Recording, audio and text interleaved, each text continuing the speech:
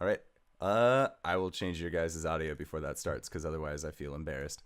All right. Hello, everybody. Thank you for stopping by to the Indoor Adventurers Sick Voice stream, where I am still recovering from having a pretty gnarly summer cold, but I got some chamomile tea, some great friends, and we are going to try and get through this one shot that I have labeled the Turning Season. Most of the one-shots that I do on this channel are handcrafted by myself. You won't really find them on DriveThruRPG, at least yet. I am still fine-tuning stuff, and so eventually in the future, if you want to run through Temple of the Magic Spider or the Turning Season, that's going to be a viable option for you. But that is enough about me, other than welcome to my Twitch channel. But you're not here to just see me. Clearly, you have probably come here because of one of these other great people, such as the person to my left. RJ, would you like to introduce yourself and tell us a little bit about yourself? Hey friends, I'm RJ, as Steve calls me, or Justice on the interwebs. You might have seen me last on the Temple of the Magic Spider, which Indoor had run last week for 2 weeks in a row. I am a Twitter presence online, and I have an Instagram, but that's still private because reasons. You can find me at RJustice282 at the bottom on Twitter. And I've got pizza. Woo! Pizza's good. All right. And then directly below, Cyberwolf, would you like to introduce yourself? Hey guys, I'm Cyberwolf, Cyberwolf1201 here on Twitch and on Twitter. On Twitch, I mostly just play video games and talk about the lore. And on Twitter, I mostly tweet about Critical Role and stuff because it's pretty fun. We are all creators. I don't think. Yeah, it's fine. Okay, so next up, Wings. Would you like to introduce yourself? Hello, everybody. My name's Wings. I'm going to be doing doodles today because I don't have a webcam. And I do have a webcam. It's at home. But you can find me at DanaeKeener.com, where there are more doodles, and you can get your own doodles. It's a good time for doodles. And then directly below Wings, we have our new guest and also dear friend, Greybeard from GreybeardTavern. Would you like to introduce yourself? Hail adventurers, old Greybeard here. I do Twitch, Twitter, Tumblr, YouTube, all that stuff. Most of it's Greybeard, no S, Tavern, because Greybeard's Tavern is actually a biker bar in Florida. Yeah. Known for arson and prostitute murder. So, got that going for me, I guess. Yeah. So, just crank. Always love to do some role playing. So, thank you for the invite. Hopefully, I'm worthy. Yes, of course. All right. And during your introductions, I have sent you all some sideways pictures. I now realize of goodies / boons that I like to hand out for these kinds of games. Everyone is going to be starting at level 4. Some of you have multi-classed, others have not, but that is totally okay, because in the confines of this one-shot, all of you have known each other for quite some time. You've been about an adventuring company for the last 6 months or so. And towards around month 5, you decided that you were going to go to the city of Aswan to participate in the Race of Falling Leaves, which is a boat race that they like to do, where the Temple of Lyra likes to host a celebration in order to celebrate the falling leaves. And the last race is actually tied with the last leaf. As soon as the leaf falls, all of the boats would race out, and whoever made it the farthest by the time that last leaf hit the water would actually be the winner of the race. But our adventure does not take place in Aswan. Instead, after joining the race, you guys decided that you were going to start heading towards the mage's city of Ardenthal, by going south along the river, just following it through the woods. And it's been roughly a month since then, which would take place in late fall, early winter. And you guys have been traveling for quite some time. And I am going to do something that Greybeard, as well as other people, might be familiar with. But as your group is traveling along the road, you pass by a farmer going the opposite direction. What does that farmer see leading your group? I really liked it. All right, so out of your group, who do you guys feel would be in front? Or if your character is very much the no questions, I am always in front, feel free to designate who this farmer sees first. If not, I'll start picking. Oh. Do we have Okay, any sort of vehicle? Mr. Indoor Adventurer. Eh. I think I'd be So- skulking in the back, so. I'm playing a misanthrope. I'm a 8-foot tall, furball. I really doubt I'm leading the group because it would be like every peasant we passed. So I will walk up to the farmer. I will walk up to the farmer and say, hello. He will see me. My name is Carter. I am a UNT. I pretty much look like a human, except that I have snake eyes and some black scales on the back of my shoulders and back. I have small snake friend coiled around my neck because he is my friend and we like each other. His name is RJustice, but you can call him Dan. All right. And I say, hello. How are you? He just... Hello. Nice to meet you. You seem rather forthcoming. Who are these though? Who are those that you travel with? And he sort of looks past you, as more of a defense mechanism to not focus on Snake Face wearing snake. All right, well, we'll make this situation better. A literal demon person approaches and says, "Yeah, he's like that. She's got I've got a picture. Haha. She's got like white skin and white hair, and mostly everything is white, and then everything else is just like flamboyant clothes, yellow sleeves, red vest, and she just kind of is like bubbly and perky and lanky and constantly moving around, and is kind of performative in all of her gestures, and she's just like, Don't worry about him. He's friendly. I can see that. What's your name?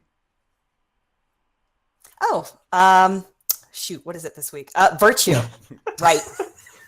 All right, so Virtue, Carter, and what is that tall, bovine-looking creature standing in the back? I'm not. I was trying to just sell some apples, but this has been quite a day.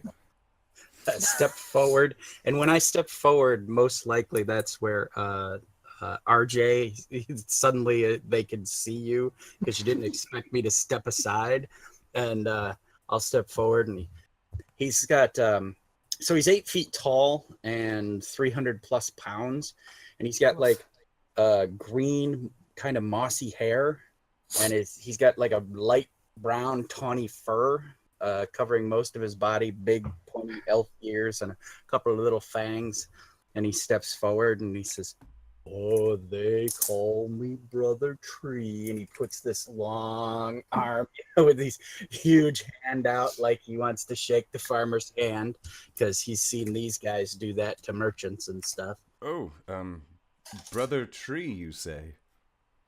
Yes. Well, pleasure to meet you. And your hand just completely encompasses this guy's. Like, it's like shaking hands with a child. but it's very, very gentle. You Oh, know, yeah. and slow. He moves like slow, and he's wearing just stuff. It looks like he made out of forest things, like fur and like a hemp, like mat weave kind of stuff. And he's got an 8-foot long ashen pole on both ends. The like a foot on each end has been honed in a fire, hardened, and he's got a huge basket. It's probably 4 foot long and 3 or 4 feet around. That's his backpack that he's carrying. All right. Sounds Other good. than that, that's it. All right. And what about our dear friend in the far back?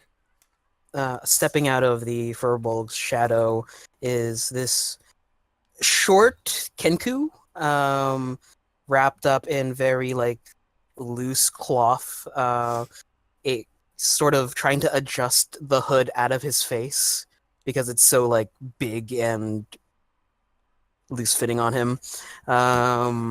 He looks over to the man and whistles. I'm Whistler. Oh, all right. You have a bird person with you. Not bird person, Kenku. All right, a Kenku.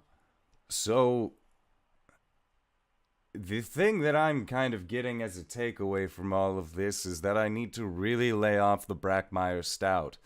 I'm sure you all are having a pleasant day. I'm going to have what seems like should be a sober day, so best of luck. There's a town about a mile that way, if you're interested in stopping at all. And he just kind of like whips his horse a little bit further and they just start going farther. Okay, bye, no friend. Yep. And you Jovial waving. It's just a hand from behind, just no clear sign of recognition. He's just trying to go for it.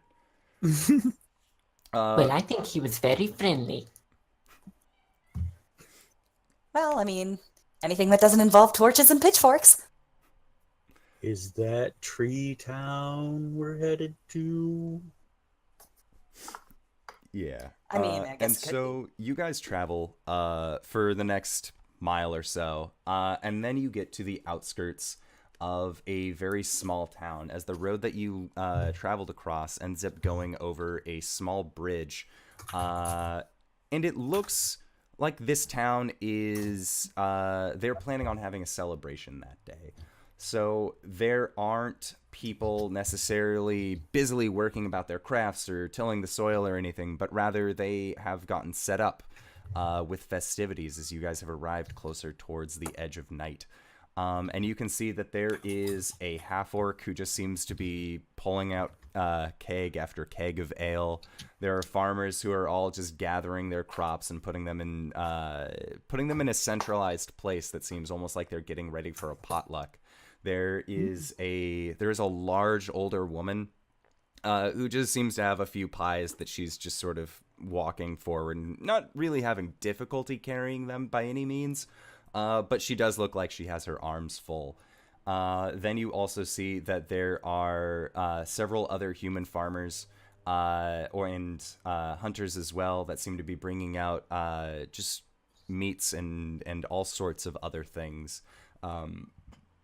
And one of these farmers comes up and approaches your group as you are very hard to miss in this otherwise human town. Adventurers, is that what you all are? What give it away? Well, could be your fancy clothes, or her horns, or his height, or that little bird man, or you wearing a snake. We don't really get too many of your kind around here. Name's Durin. It's nice to meet you. Nice to meet you, Dory. My name is Carter. Well, Carter, it's been a good day to meet new friends. If if you'd like, we have a harvest festival starting up pretty soon. We're having a potluck. There's Otis has made his Brackmeyer Stout. It's very good, very strong. Only comes out once a year because makes it with chestnuts is what he does.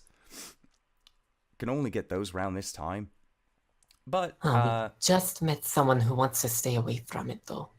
it's pretty strong stuff. It's not moon wax, that's for sure, but it's pretty strong. Moon wax? Yes. Yeah, moon wax is the it's a little bit lighter. It's what Otis also makes.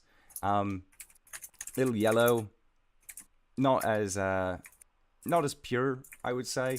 But if you want to talk to Otis, he's down the way. He's a big half orc fella. Can't really miss him. He's strong enough to carry most things. He's also a blacksmith. If you're needing any kind of gear repair or you're looking for farm equipment, we don't have much in terms of swords or shields or armor. If you're looking for some kind of armor, there's the hunters over there. They'll probably sell you some of the leathers they got from earlier this year.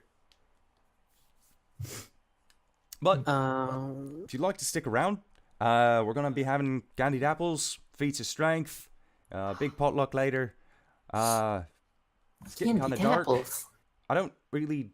I mean, I know that Otis can see in the dark, and I'm sure some of you can as well.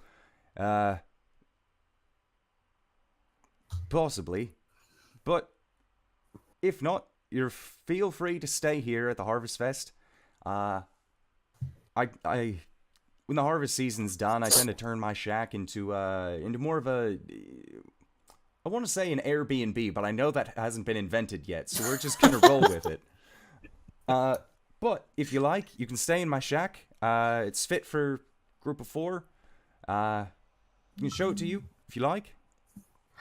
Oh, I think that'd be lovely. Thank you so much. Free of charge. Town's always been good to me, and always good to travelers. In a perfect imitation of Virtue, Whistler goes, better than torches and pitchforks. Well, always funny. If you are looking for pitchforks, Otis is your guy. He's just right over his head. Stay away from Otis. All right. In Air D&D. And so this farmer who stands roughly 5'6", wearing a little leather cap, kind of a scraggly beard on his face, but with a happy disposition, leads you over down the street towards his home. And when he gets there, you can hear that there is a faint coughing coming from the inside. And he says, "My daughter, she's sick. Oh no. Oh no. A little sad. She's gonna be 13 tomorrow. But well, what kind of birthday can you have when you're sick on the day of the Harvest Festival? It's fine though. Bring her one of old Nan's pies. I'm sure she'll love it. But it's right over here, and he leads you behind his house, and you can kind of just see this. It's a little bit larger of a shack, as he said that he's retrofitted it to also kind of double as a sleeping space for the adventuring sorts. And he opens it up for you guys, and you can see that there is a little wood stove, as well as several sleeping areas that you guys can possibly rest in later tonight after enjoying what the Harvest Festival has in store for you all. All right, if you just want to, you can either leave your stuff here, take your stuff with you, and then leave it here when you sleep, or, I mean, you can sleep with your stuff on. I wouldn't recommend it. Probably gets right uncomfortable, but it's always a possibility. You get used to it. Do you often just board adventures for free? Well, about 3 years ago, I lost track of my daughter in town. Well, I say lost track, but she more lost track of everyone. Couldn't find her for a couple days. Town was really nice to me. I was just passing through. After she came back, I felt really gracious of everybody's kind fortune, so took up stead here. Feel the same way about adventurers coming through here that they do about me. is that we take care of everybody within the town, which... Have you ever been here before? Not that I can rightly say no. And if I were, you'd remember me. Well, I'm sure I would. Remember most people who come through town. But, without further ado, welcome to Pine Point. Named for the trees in the surrounding area, and us being at the point of a river. But that's about it. Yeah. I usually house adventurers for free. Y'all pay for food and drink and everything. I just offer housing. What else am I going to do with a shed in the winter? Just keep a bunch of spider webs in there? No, thank you. Spiders are not for me. When he goes to turn around, my hand has come out and nobody really notices it because it's just kind of the way he moves. And I grab his shoulder and I'm like, healer, look at girl for you. And then I remove my hand. Oh. Well, that was a little forthcoming, but yeah, I'm sure that she'd really appreciate a solid look through, or at least the view of an adventurer. She always does like seeing people come through town. An 8-foot tall tree monster. Okay.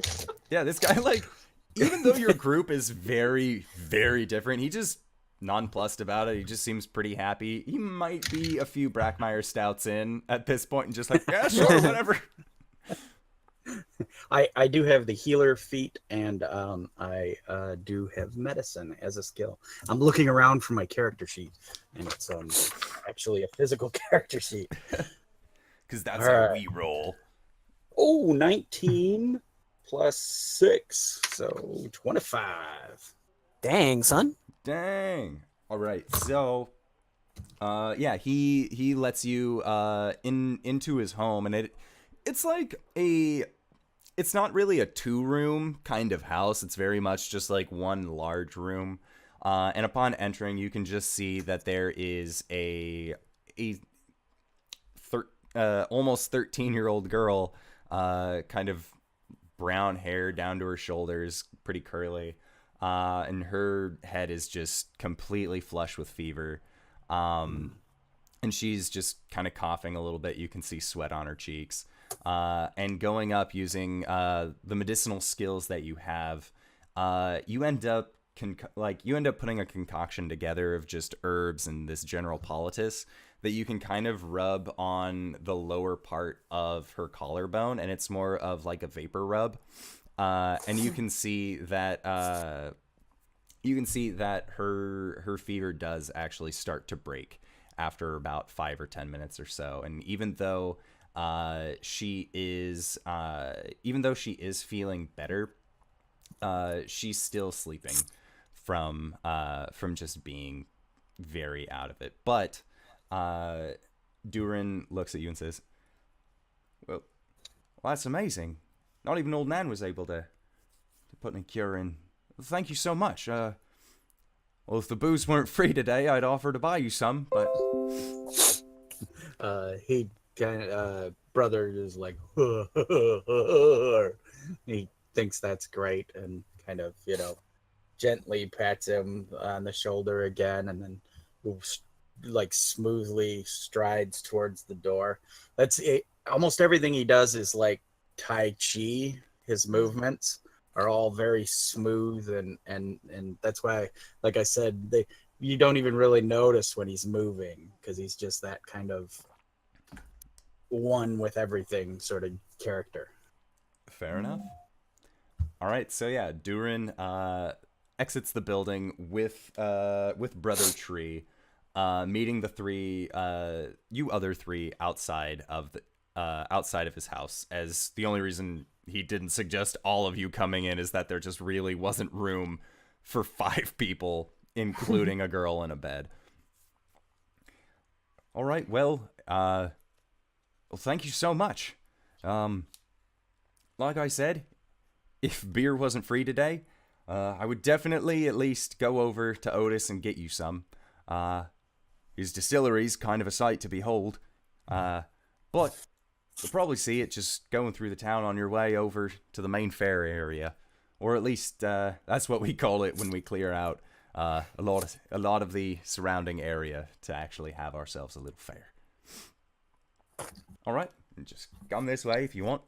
And as you do, you pass by, like, there are like roughly like 18 kids that are all just like running around this town. And this town seems to be roughly around like 80 to 100 people, just based on the overall look of how many houses that there are, as well as families that just sort of seem to be going. And you're not sure if all of the houses are for that number of people, or if there are some people kind of living on the outskirts, as you had seen small homes and hovels leading up to Pine Point proper.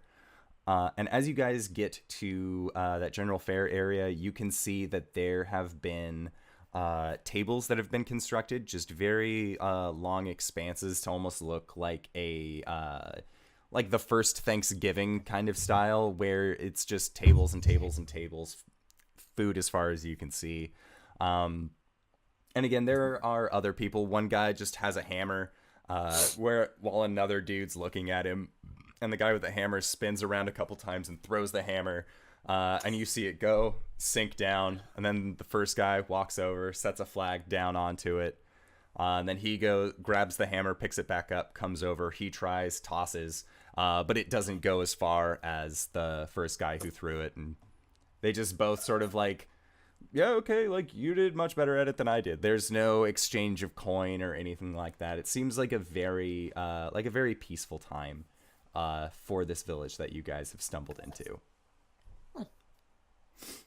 Does our presence cause any damper to the merriment? Disturbance. There's no like medieval version of a record scratch as we blow on the scene. No. The bell shame. From the look of this town gets plenty of foot traffic, and based on the way that Durin responded to you guys as you approached the town, it seems like he is very used to seeing adventurers traveling through. So even though this is primarily a human town, your sheer oddity as a group isn't necessarily upsetting to them. If anything, you have several kids kind of come up, just look at you, like not Nice. saying anything, like they're just standing and looking. Like They're all one of getting them flowers. like wipes this big snot that's just kind of like coming down his face, just spreads it across the side of his face. I'll just like prestidigitation, clean them up. Yep. He looks down at his clothes, looks back at you. Hello. And he just runs. Like, it's just- he is not used to seeing magic, and the other kids are just, me next, me next, me next. I hate bathing, me next. That's okay, me too. Prestidigitation. Yeah, and all of these kids are just looking and wonder, now we gotta go dirty these up, and they just run off. And you can see like down the roadway that these kids just book it, hook an immediate left, but they do like a running jump, and you hear like pig squeal sounds as mud just sort of splashes back out onto the road. Nice. And then it's just childhood laughter, and you can see that there's another farmer who's like, get out of my pig farm, like just yelling at these kids to just like get out from messing with his shit. That's awesome. Whistler, are you thinking what I'm thinking? In a mimicry of Virtue again, he goes, "It's showtime." All right. Virtue's gonna find like a crate or a barrel or some sort of elevated structure and leap upon it and summon several balls of light and start juggling them and just generally making a spectacle of herself. Ooh, that's a good tiefling name. Next time, Spectacle. next time. Spectacle. Yeah, What kind of tiefling names themselves herself? All right. All of them. So it doesn't take you any time at all to just find like a box or a barrel to stand on top of. And so as you start doing this performance, I'd like for you to make a performance check as you try to draw in the crowd. Can I assist her by mimicking the sound of an organ grinder, like the what's it? Like a carnival theme? Yep. Yes. Most certainly you can do that. I love this. Oh, I want to help out too. I've basically got a bowling ball sized ocarina, basically a vessel flute that I can play. So I too help. Virtue's traveling circus. Yeah. Let's see. I rolled a 19, and my performance is 4, so that's a 23. All right. Yeah. So you managed to pull in you guys don't look like anything that, again, like mostly human town. All of a sudden there's a tiefling juggling balls of light. There's a kanku that's just making carnival sounds. There's an 8-foot dude playing this large flute. And then Carter, what would you like to be doing at this time? I would like to sit down and watch this and support my friends. Because I have no talent. If you would like, you can try to kind of rally the crowd in, just like, hey, new friends, would you like to see this amazing performance? Absolutely. All right, so you guys end up managing to get a decent number of people. At this point, there's probably about 25 people that have kind of stopped what they're doing, like 25 adults, kids, some in their teens, and you can see that there's like a 16-year-old kid and a 15-year-old kid that are kind of just like canoodling while watching this, of just like, oh, this is so great. When you go to Bard's College, can you learn how to do this? Sure, babe, whatever. Like, and like they're totally engrossed in what you guys are doing. And without even having to put out a tip hat or anything like that, just silver and copper pieces just start kind of getting thrown into the space between where you guys are performing and then where the audience is. And you end up making about 25 silver. Nice. Virtue makes that disappear as her final trick. Excellent. And everyone is just kind of cheering. And then the half-orc that had previously been setting down barrels ends up coming up with 4 different just kind of clay mugs. That was right impressive. These are for you, friends. And he hands each of you a mug of a very dark kind of nutty smelling ale. Wow, I like this town. Shit, what was his name? Who makes the chestnut? That is Otis. Otis. Are you Otis? I am indeed. Otis Brackmeyer at your service. Nice to meet you. My name is Carter. It's nice to meet you, Carter. You them? He points towards the group. I assume so, because I haven't seen you in town before. Yes. We are just visiting, passing through. I was the same way once. Got trapped here during a bad winter. Town helped me out, decided to help them back. Now, make beer. Make farm tools. Nobody judges me for being a half-orc. It's pretty nice, all things considered. Oh, that's so nice. Brother has the beer mug in like 2 fingers, and he sips it and says, "You nice," to Otis, and smoothly reaches out a finger to kind of point, poke him in the collarbone kind of thing. And as soon as you touch him, he just looks down at it, looks back up at you. You're a big fella, and that means a lot coming from me. And this guy stands like a good 7'3", but you're still taller than he is. He's probably broader than I am. I literally am like a tree because I only weigh about 300 pounds, even though I'm 8 feet tall. No, I weigh almost 300 pounds, and I'm only 5'9". So got some Andre the Giant going on right now. You're like a very thin Andre. Yeah. Because that dude was like, what, like 600 pounds, something like that? Yes, Ridiculous. Exactly. Brother's gonna get a tug on his sleeve, and Whistler has like the cup above his head like this. Oh, with the The alien, he's like offering it over to brother.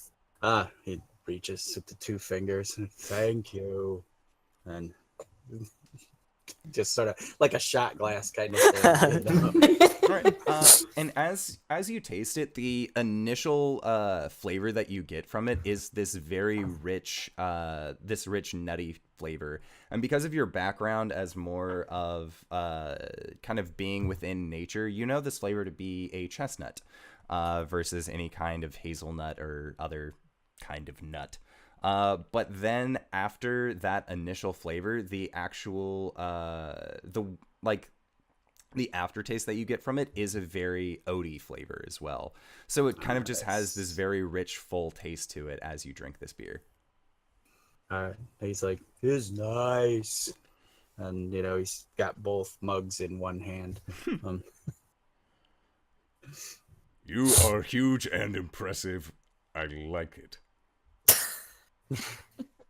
Probably know your way around a forge, or at least could probably teach you your way around a forge. He shook his head at first, and then he's like nodding up and down, like, "Okay." Well, you've all been rightly kind. Brought a lot of merriment. At least I don't know how to juggle. I'm only good at just hitting metal and making beer. But we are going to be having our feast here pretty soon if you would all like to join in.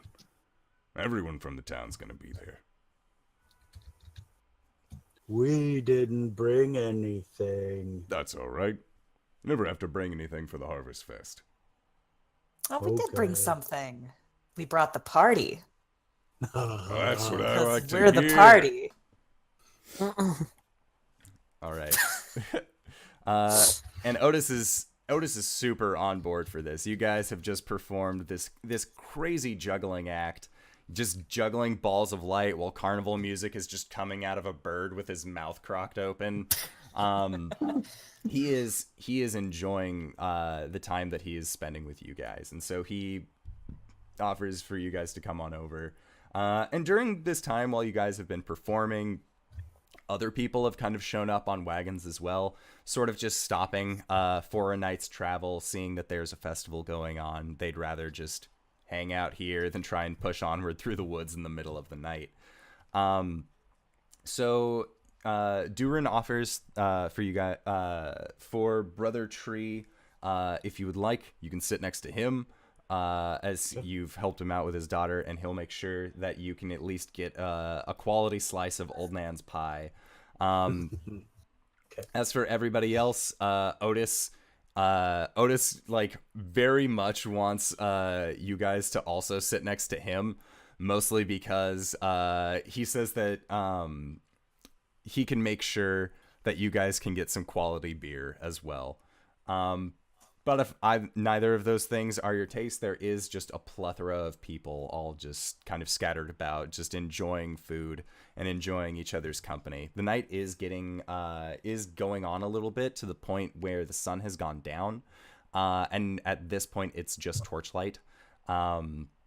That's kind of keeping things alive and merry. But you see that they've also like carved out faces on pumpkins and set them, and some of them are good, some of them are not so good. But you're guessing that it was probably sets of tiny child hands that were trying to make these not as great pumpkins. But for the most part, it does seem just like this very quaint harvest fest. Are there any pumpkins that have not been carved yet? Make an investigation check. The entire time that we're eating, you see Whistler just like grabbing at food and just shoveling it into his mouth, very like. All right. 18 minus 1, 17. All right, yeah, you managed to find, it looks like off to the side, these pumpkins possibly were getting ready to be used for the feast, but then there ended up being enough food that they didn't need to do anything with them, so they're just sort of off on the side, but nobody like you see one kid like run up, grab one, and then just run off with it. Like nobody's really policing these pumpkins. Or these Pumpkin. children. I'm running up and grabbing one. All right. So yeah, you go up, just grab this pumpkin, and with your 17, you manage to find a pretty decent sized one. Like it is larger than your head is currently. Nice. Awesome. And I'm just gonna like go immediately back to the feast table and start just taking out my scimitar and Just pumpkin carving in the middle of this feast. All right, sounds good. absolutely.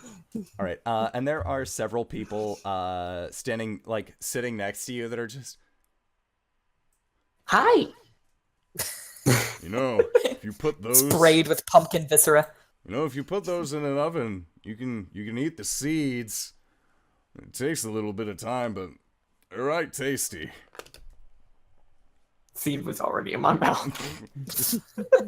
oh, Oh, they just kind of shrug, to each their own, and then they go back to just eating their food, and the entire town is just kind of, they're just at this very easy moment of peace. And this is something that you guys haven't really had other than the boat races before. A lot of your time adventuring has very much been, okay, we went into a cave, then we went into an abandoned temple, then we went through this crazy mountain pass full of all these horrific creatures, and like, this is one of the first moments where you guys have actually just felt at peace. And everyone seems to be having a good time, and after the main potluck is finished, then you start seeing these pies that are brought out. And it's, again, that large older woman has made a series of pies, and they aren't particularly hot. It seems like she doesn't live necessarily within the confines of the town. And Durin actually says, actually points out that she lives closer to the lake, and that that is Old Nan, the town's midwife, and she's been here for years and years and years.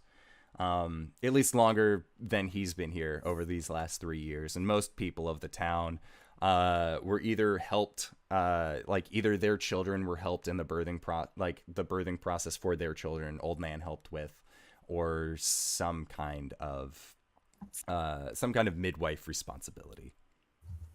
And she just, like, she has kids that are all just like sidled up next to her, and they're all like asking her for bedtime stories and that kind of thing. And she just seems to kind of be engrossed with telling these kids a story.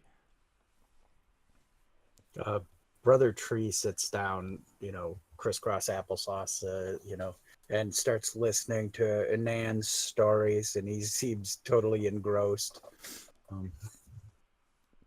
All right.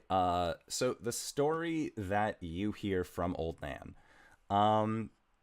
So you've heard a lot of stories. How old is Brother Tree? I put like 100 plus, so he's probably somewhere between 100 and 200 years old. Okay.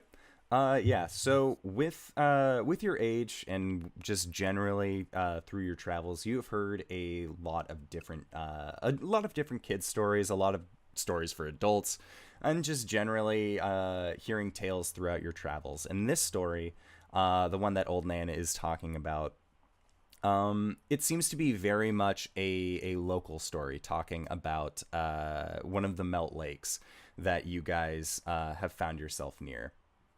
And this story, she talks about how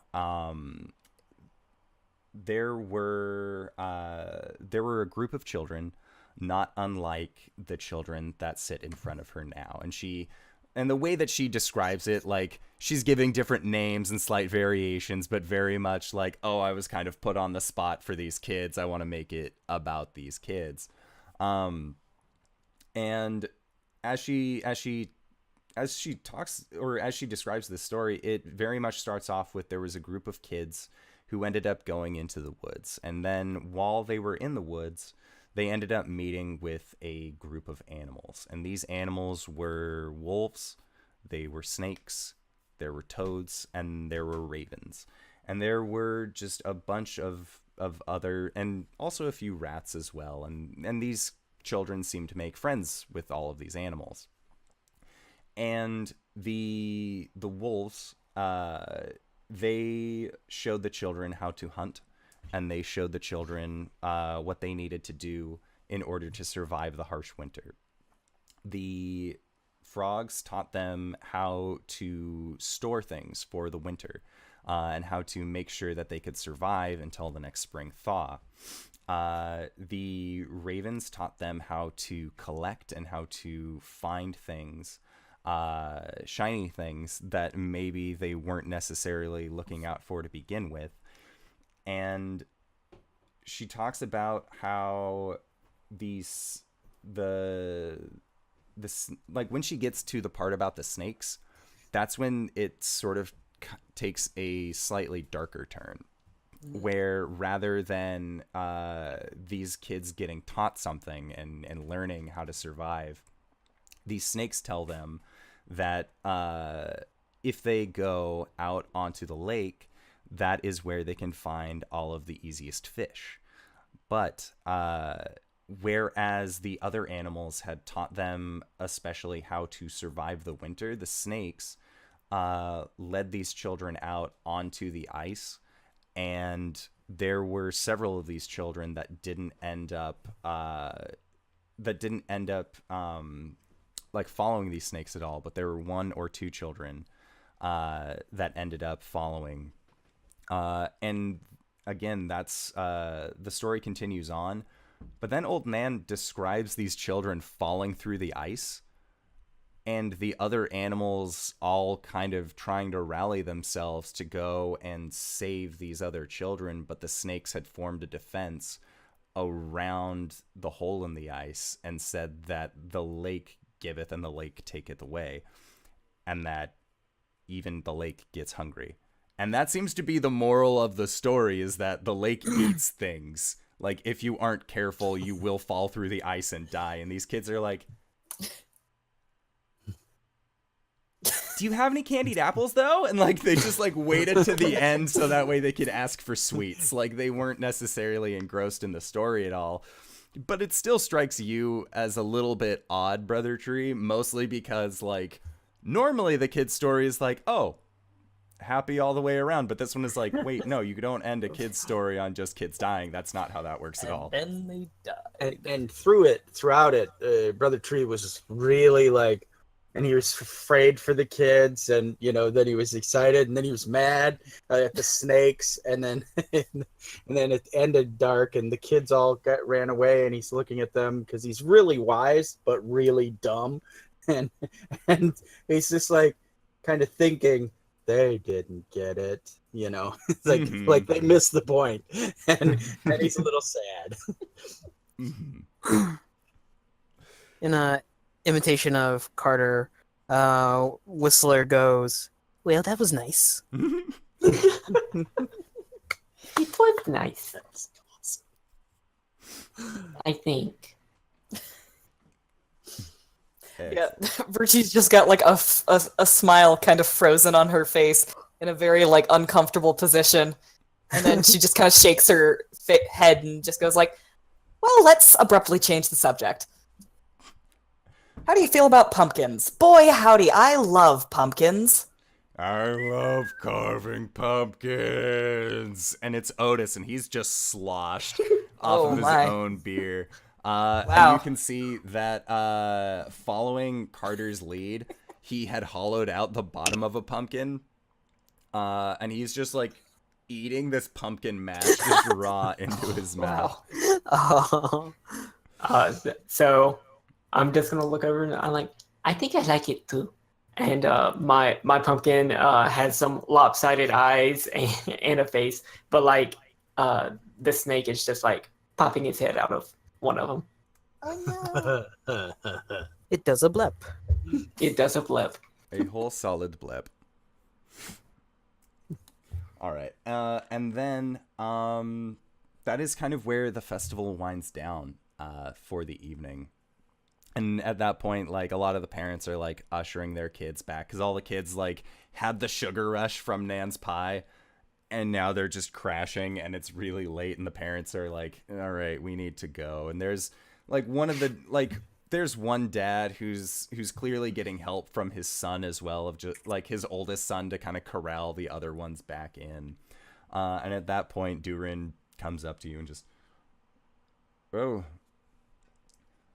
well, if that's all right, you want to go back to the shack, or you can stay out here? And I think Otis. He looks over, and Otis is just like face down on the ground, like just hugging this pumpkin that he had earlier. I'm sure he'll be all right. But if anybody's got anything else they want to do before bed, now would be the time to do it. Otherwise, I mean, town's pretty much closed. Don't see a reason to be sneaking out around nightfall.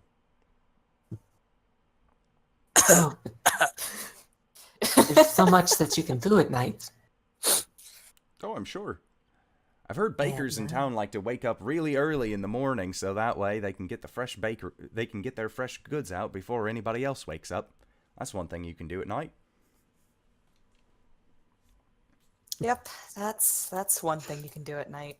And then Virtue kind of looks a little disappointed. Anyhow, we should probably go to bed. All right. This way, if you will. And he leads you back over to the shack that he had set up previously. And he ushers you all inside. Or at least, like, opens up the door for you.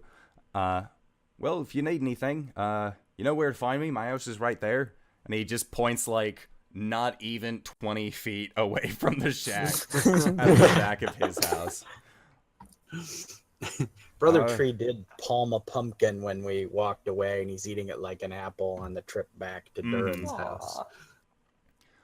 All right, well, I made sure that there's a little bit of firewood on the outside, and he points, there's just a tiny little stack next to the shack. So if you get cold throughout the night, you can feel free to just take some of those, toss them in the fire, and keep yourselves warm.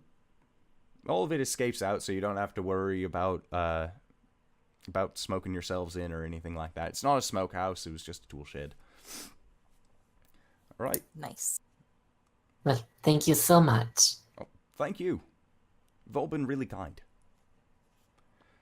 And if you guys would like, that is where we can take our first break of the evening, as the Harvest Festival comes to a close and night has taken you all. Oh no. Oh no! But where did he bring us? All right, so we will Banner return Londo. in 5 to 10 minutes. So thank you to everybody who has come by and is viewing the chat. Don't worry, we will be back. All right. Bye. Bah. Hello, everybody. Welcome back from the break to all these cool people. So where we left off was you guys had just gotten done with the Harvest Festival, and then Durin has offered that you stay in his shack for at least the evening. And I'm going to assume that you guys are just going to actually take his advice and have a nice rest. This doesn't seem like the kind of place that you would need necessarily to take watches with, as all of the people have just been pretty friendly, and nobody seems to have any ulterior motives. And as you all are resting, that is when I'm going to say that is The other shoe when drops. Carter. Oh, Or yes. actually, no. This would be Brother Tree, as you had the most to drink. So you kind of, as you wake up in the middle of the night with a full bladder, as you did not empty it before you went to sleep. I totally thought it was gonna be poisoned or something. I was like, I should have mentioned. I didn't drink that much. No, Why else no, do you no. think I gave it to Brother Tree? Mhm. Yeah. So I should mention, what? Carter is a lightweight. Amazing. So is Virtue, and she knows it, which is why she drank that one drink the entire night. Just nursed it. Just made it last. Mhm. Whistler doesn't drink. Mm. For reasons. All right. So 'Cause Brother he's a Tree, boy. you know that it's either midnight or well into the evening. And as you step outside the shack, I would like for you to make a perception check. All right. My passive perception is 16. Oh, I roll a 16. And perception is +4, so 20. All right, so with your 20, from inside of Durin's house, you start hearing a clattering noise, and then what sounds like a scuffle, and you can hear muffled voices. One of those voices being Durin's, and the other being a lighter female voice. But with your 20, you were actually able to hear the words that Durin is saying, which is, "What are you? Oh God, no!" And like there is just like clattering and clanging going on, and you can see through the window of his back house with the firelight that there's this creature standing above him, where you can see the outline of his hands outstretched and the shadow of long spindly fingers coming up towards him with this sickly grin outlined in the shadow across the night. What would you like to do? I pop my big pumpkin head inside the shack and I just kind of bellow out, "Monster house! Monster house!" And I just lump, start running to the house. A great movie. All right. Virtue Monster House. bangs her head on the bunk and on top of her. All right. So are all of you getting up to go and investigate this house? Yep.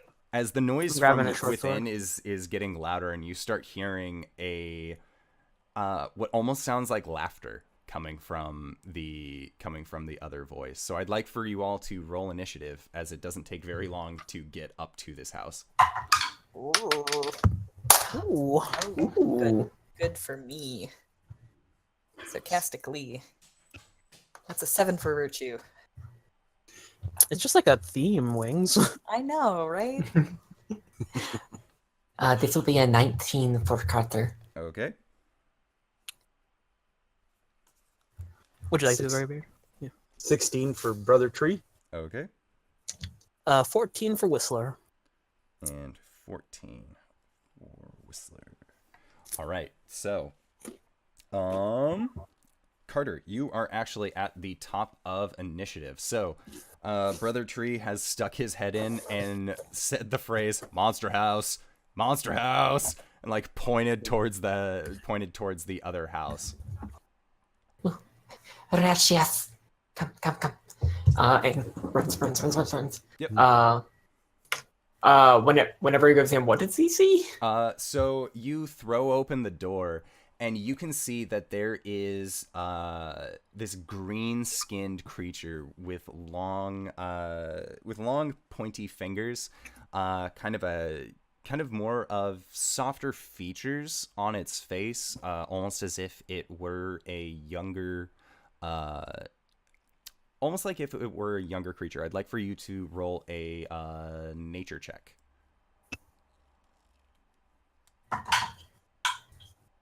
That's cocked. Sorry. That's what I expected. Yeah.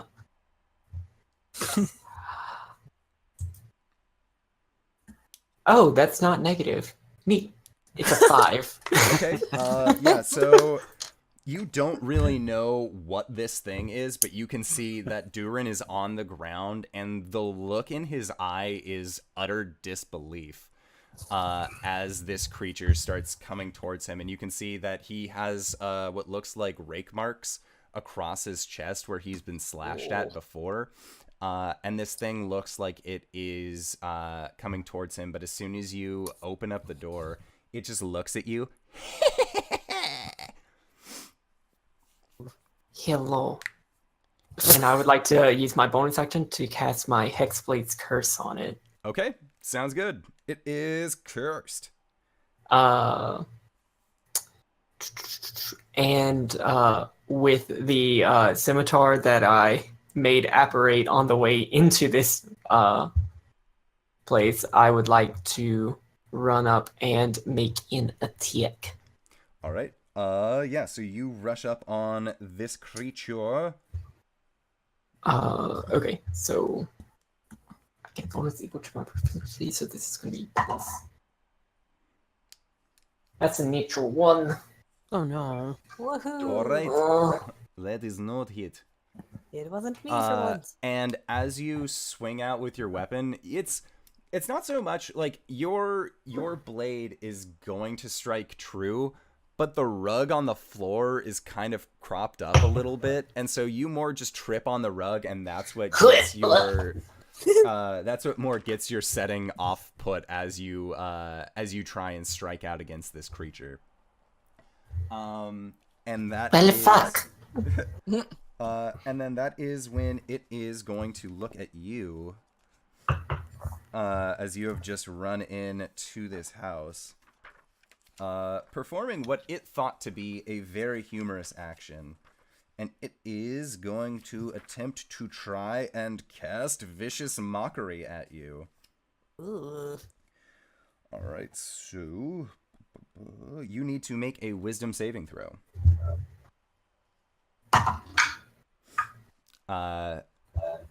As it says, looks like this one has 2 left feet. Oh dear. I roll a 14 on my wisdom save. Alrighty, so that is enough to that beats its save, so you are going to be taking nothing. 100. Oh, As since it's a cantrip, there's no adverse side effect to it. But then you see that creature then go up towards Durin, and Durin is just, Adeline, no, and he is like bringing his hands up to his face as this creature is crying out, cackling with laughter. Next turn is going to be Brother Tree. All right.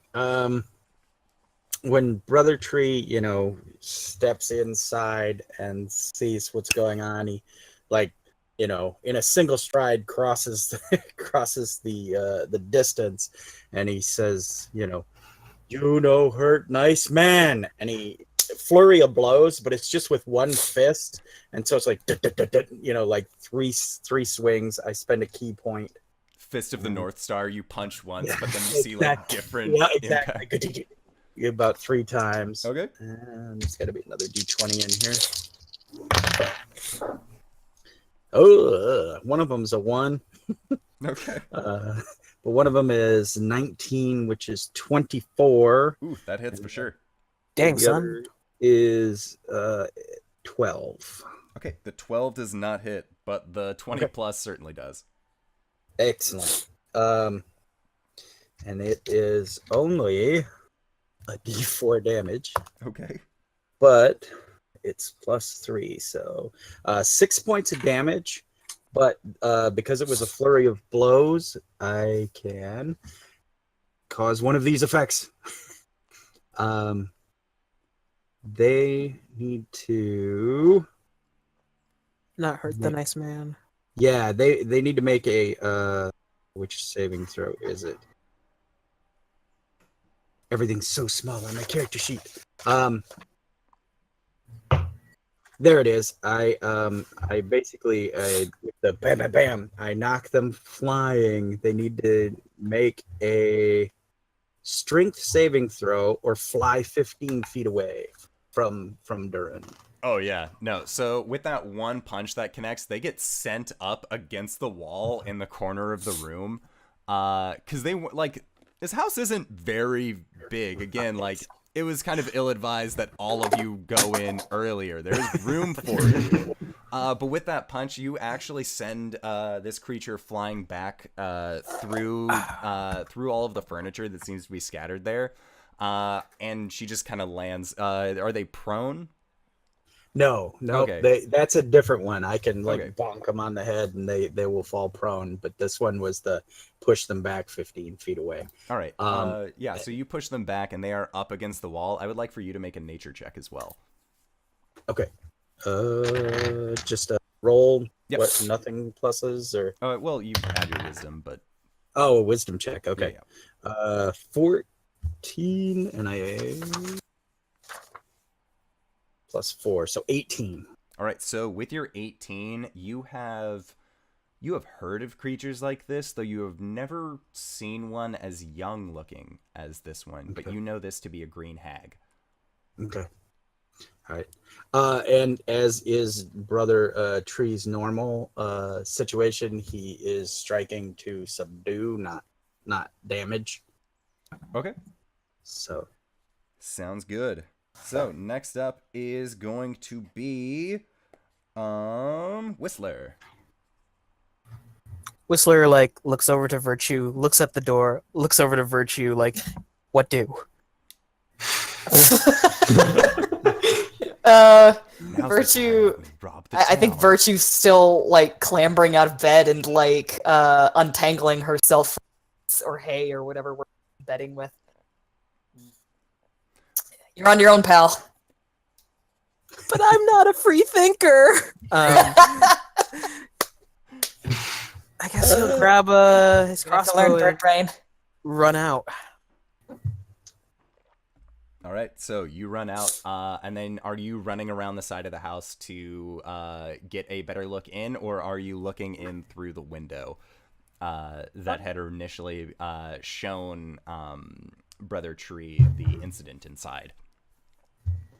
Yeah, I'll look through the closest window, see what's going on inside. So you have you see that Brother Tree is standing next to Carter, and they are seemingly to form kind of a defense around Durin, who is just on the ground, just kind of his hands on his head. And you can see that there is this young, green-skinned, brown, curly hair down to the shoulders creature that just sort of seems to be sneering back at the two of them, just sort of with a cackling laughter that just sort of seems to be bubbling up from deep inside their chest. Yeah, Whistler just goes.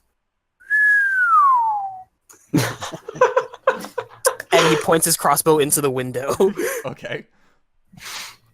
I think they're providing soft cover by the way that they're positioned, so I'll wait till either they move or the creature moves to fire. Okay. Taking a ready action. Got it. Yep. All right. Next up is going to be Virtue. Alrighty, Virtue has finally gotten out of bed. She's going to leap into action. I've got a question. Sure. How many windows does this house have? This house only had the one window facing out back. Alright, I'll jump through that. Okay. Sounds good. Make a athletics or acrobatics check. Alright. Virtue doesn't care that there's a door. She's got to take the most... Direct know. route possible. Exactly. Honey, what are you doing? They don't use doors. Alright. Well, that is a 13. All right. Rick O'Connell. So yeah, you managed to make it through the window, but you're gonna take 1 point of slashing damage as you kind of break through glass. Alrighty. Yep. So you have like some cuts and scrapes on you, but it's not too bad. You managed to end up going through and like kick in this window. So now it's the three of you. Alright. So Whistler, you just had Virtue like hop over you and punch through this window. Yeah, same shit, different day. Are you going to be taking your ready to action from your party member getting closer? Do I have like an open shot? Like, would this cause enough of a disturbance to like fire through people? Yeah. All right. I'm I going shall to take say a shot. yes. Because it's dramatic and I like it. Rule of cool. Ooh. Does a 13 hit? No. Okay. 13 does not hit. So you'll just see this crossbow bolt just and like stick into the wall.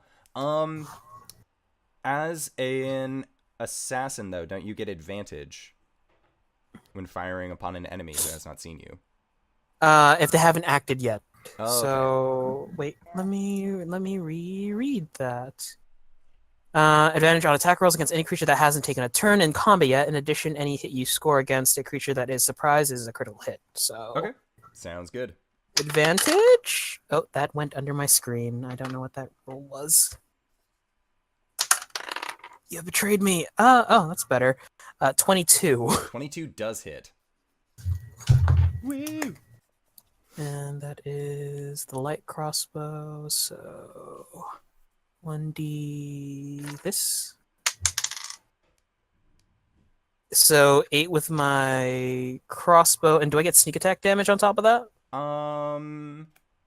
Yes. I would like Hmm? What is your passive stealth? Like just 10 plus your standard stealth. Oh, okay, so like 15. Okay, yeah. So because you have the Cloak of Elven Kind, which was the item that I had handed you earlier, you managed to stay stealthy enough that you can actually get a sneak attack. Yeah, on the hag known as Adelaine. Well. That's 16 total? Okay. Sounds good. That's a good hit. Solid. All right. So yeah, so this crossbow bolt that had originally seemed like it was going to miss ends up just kind of like getting them right in the collar, right above the bone where it's still like that meaty fleshy bit. And you can see it pierce all the way through, and there is a splattering of a very dark colored liquid that you're, pretty sure is blood. No one's saying it's blood. We're all just agreeing it's blood. That has struck this creature.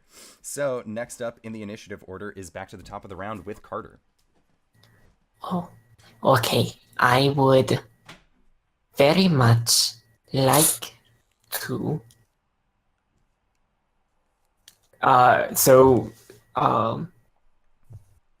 The hag is just on the. They have been pushed up against the wall due to Brother Tree's flurry of blows. Cool. So, I would like to go up to her with my scimitar drawn and just say, that was not very nice, and attack. Okay.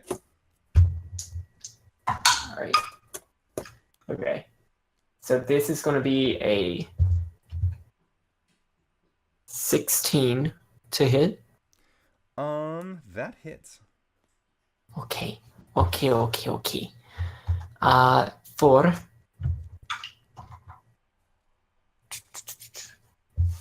is it just 9? Oh, I'm sorry. That was a I said 16. That was a 14 to hit. Okay. 14 no hit. Okay. No. No. Superman no AC Infinite. So at that point, she locks eyes with you, and in a voice eerily similar to Brother Tree, hurt the nice man. And she just rears down with her claws and tries to make a swipe out at you. I am going to assume a 9 doesn't hit. A 9 will not hit. All right, so her claw does not find purchase against you, and that is all that she can do, is just look at you cackling as she tried to swipe out at you, reciting the same words that you heard Brother Tree said. Which leads us to Brother Tree. All right. Brother Tree takes his ash and quarterstaff and tries to just rail her with it, and then as a bonus action, he's gonna put like an elbow to her after he tries that. Okay. Oof. Yeah. 9. 14 is the highest I got, and both of those miss.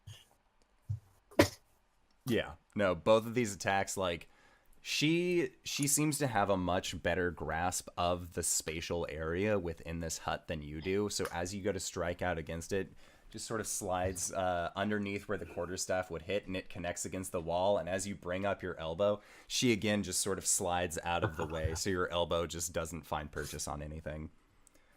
Damn you, Axl Rose. All right. Next up is going to be Whistler. I'm going to use my bonus action to hide behind the window. Okay. And I guess it's basically... make a stealth check. So that's a 14. 19. And then I'm just going to try and pop a shot off. Do it. Like, where did he go? He's definitely not behind the whip. Bam! He wouldn't hide in the same place twice. Does a 17 hit? 17 does hit. Cool. And then... Gosh. Yeah, for 7 damage. Yay! You would have sneak attack because you have Sneak allies attack. within 5. Does that only work with melee, though? I don't believe so. No, it does work with both. Yeah. Sneak Okay. attack's awesome. Sneak attack's real good. Damage out the ass! 13 damage total. Dang. All right. Man, this hag's not looking pretty. I mean, they weren't really pretty to begin with, but like even more so now. So next up is going to be Virtue. All right. Virtue rolls out of a pile of glass to her feet. Haha! With her rapier. She's ready to go. Okay. She's gonna dart in and try to knock this chick off balance with more the flat of her blade than anything else. I know a rapier doesn't have much of a flat, but I mean, as long as you don't hit them with the pointy end, it's technically Yeah, the exactly. flat part. Bash him with the basket hilt. exactly. She's trying not to this non-lethal because this is a kid and Oh, yeah. Virtue doesn't do Virtue doesn't do great with kids. So here comes a rolly type move. And there's other people adjacent to her, yes? Yes. Okay, just making sure. All right, that's a natural one. Never mind. I'll just take my rapier and go home. You know, We there- had a like great there's like some glass got into your eyebrow, and so there's like blood getting into your eye, and it's just not really working. She's Through just the window just thing kind is of like flopping that rapier around. Mhm. Aha! Whoa! A lot Aha! of flourish, but not a lot of point. Not a lot of contact. Yep. All right. So next up, Carter. Oh dear. I would like to. Is she within 5 feet of me? Yep. Fuck, No, you I guys shouldn't have do. kind of like cornered her in this little area in the house. There's not much that she can do to kind of get out. All right, I will slash with my scimitar one more time. Okay. This is a 16 for real this time. Okay. Yeah, that hits. Actually, it's an 18. Whoops. 4. 3 plus 2 plus 5. Okay. For 10 points of slashing damage. That's a lot. All right. So she lets out a quick yowl as you slash into her with your scimitar. And she on her turn, like, she grabs her chest where she's been slashed, and she kind of turns her head, and the hair falls in front of her face, and then she looks back at you, and it's just this sweet 13-year-old girl that that Brother Tree had healed up earlier. Stop it hurts so much, and it's going to hurt even worse for you. And she slashes out against you.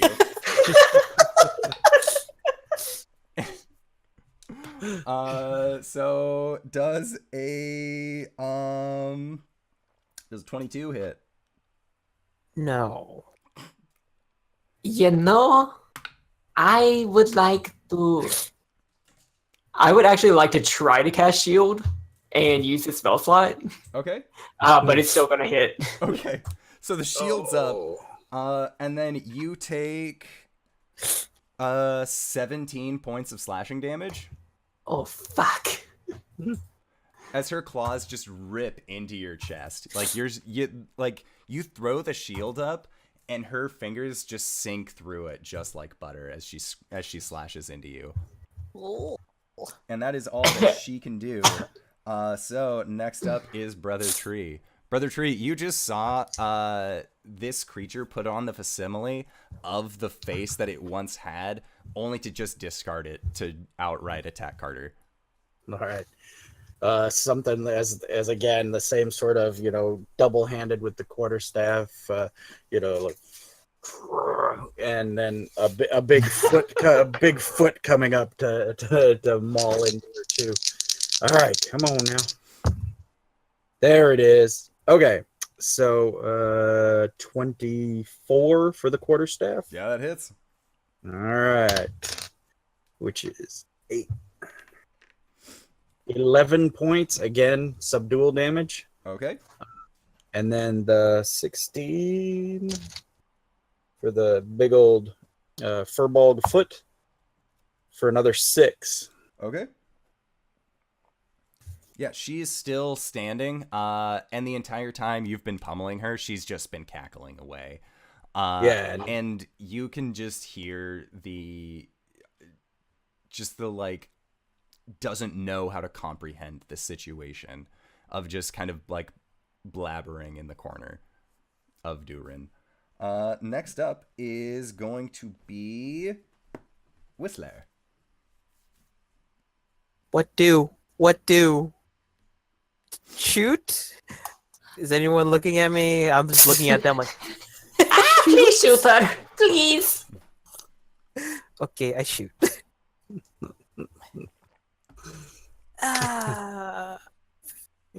18? All right, 18 hits. Okay. Okay.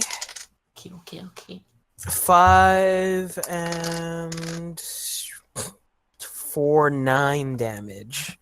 Okay. They are still standing. Bah. It's a panic shot, like it thunks into the other shoulder. Mm-hmm. All right, sounds good. Next up is Virtue.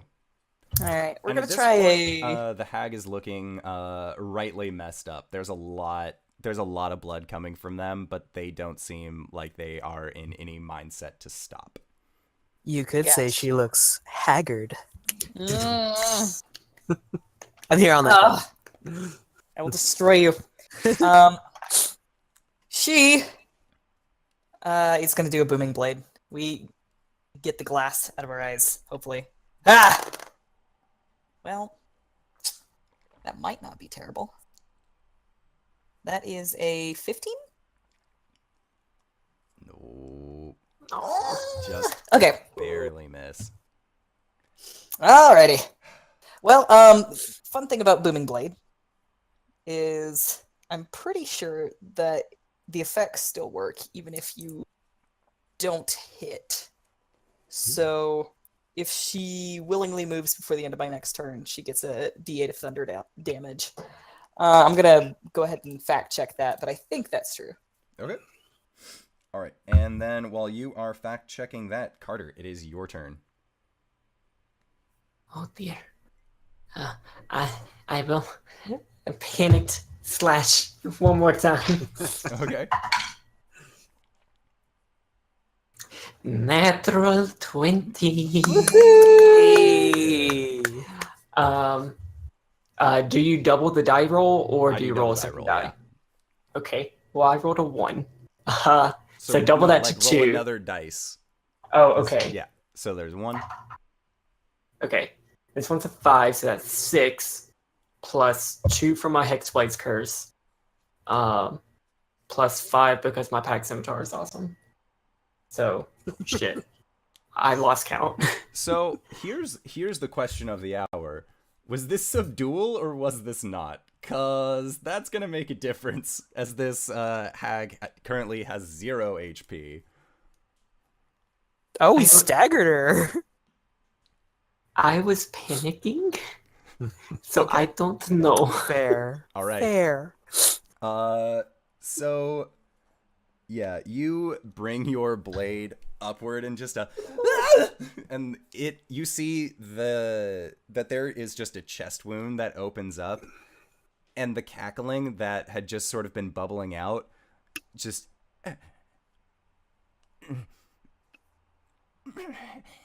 and her face changes to the 13-year-old girl again. Just, why? And then back to the hag's smile as she drops down to the ground. And at this point, she doesn't get back up.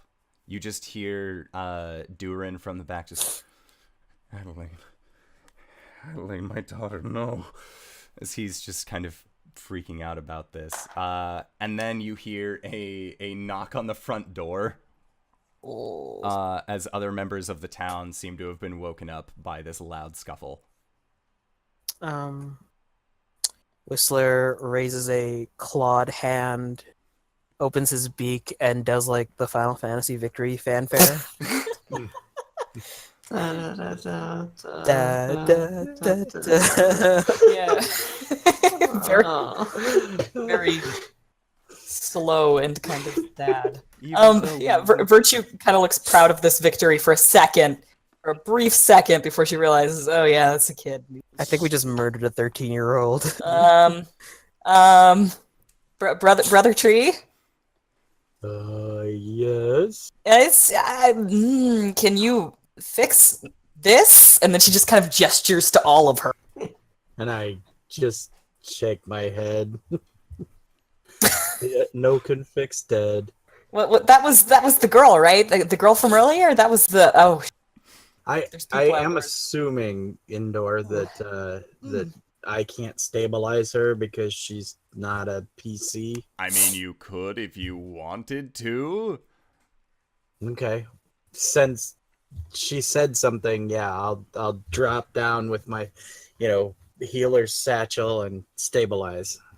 Okay. Although, let me know if she dies, because I would gain 9 hit points. So you would have gained the 9 hit points before going to stabilize. Like, you can feel like the soul has passed on through your slash. So even though you go to try and like heal up the wounds and stabilize this hag, there's just nothing. Virtue's just babbling the entire time, like to Durian and to no one in particular. Just like, oh yeah, you saw that, right? That she attacked us. No need for torches and pitchforks. We were defending we were defending you. Yeah. Anyway, Touches how about you answer the door, because I'm just gonna go stand over here in the shed. And at that point, you guys are like hopping back out of the window, or at least Virtue is. Yep. And that is when the door, like somebody actually tries the door handle rather than just knocking. Because I mean, the scuffling sound has ceased, so it's one of those like very weary or very warily opens up the door. And you can see Otis with just this giant war maul. It wasn't our fault. Just, Ah! Oh, what the hell? and Durin is just like inconsolable, just shaking. And you see several other villagers like go over to Durin, others like looking at this hag creature, just like eyes wide, like talking amongst themselves, murmuring. But nobody seems to be. They seem to have recognized the situation as not as a mode of defense. As Durin again is not like they came in and killed my daughter. Like he is more just like, I don't understand. How could this have happened? Like she was sick. It was her birthday, and he doesn't really seem to be noting it that much. And that is when it human, like a human half-elf looking character in a long brown coat, and a small hat, kind of comes over to you, Brother Tree, and just tugs your shirt sleeve and just, you mind if I talk to you guys outside? Sure. Did everything for girl, not coming back. I understand. No, I understand that. And he goes up to you as well, Carter, and motions the two of you guys outside.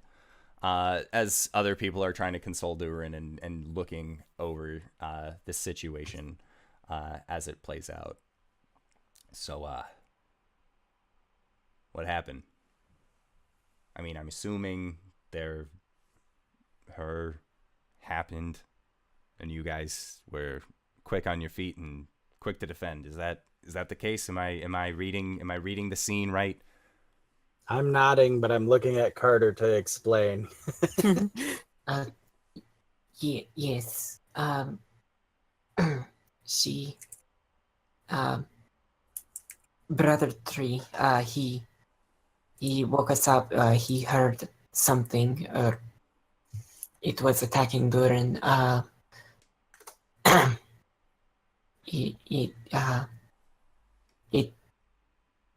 used the doctor's face, but it was green and I've seen this before. violent. Do you have Yes. any friends? Is it just you two? I was here at the festival. I saw that there was a bird person, and then there was one with horns. Are they part of your retinue? Are they part of your crew? Squeak from the bushes nearby. Go for pop-up Whistler. Yeah, those two. Virtue drags him back down. Yeah. All right. You guys staying in that shack out behind? We should go to the shack. We should go to Big the shack head for shaking. right Yes. now. And he kind of follows you guys to the back, and he sort of looks back at the scene that unfolded and just shakes his head, and then walks into the shack with you guys. I'm glad you were here. I've seen this a couple times before, and this is one of the better outcomes. Otherwise, he would have died. Oh. I have been, first off, my name is Horace. It's nice to meet all of you. Live Yes, towards the it's south.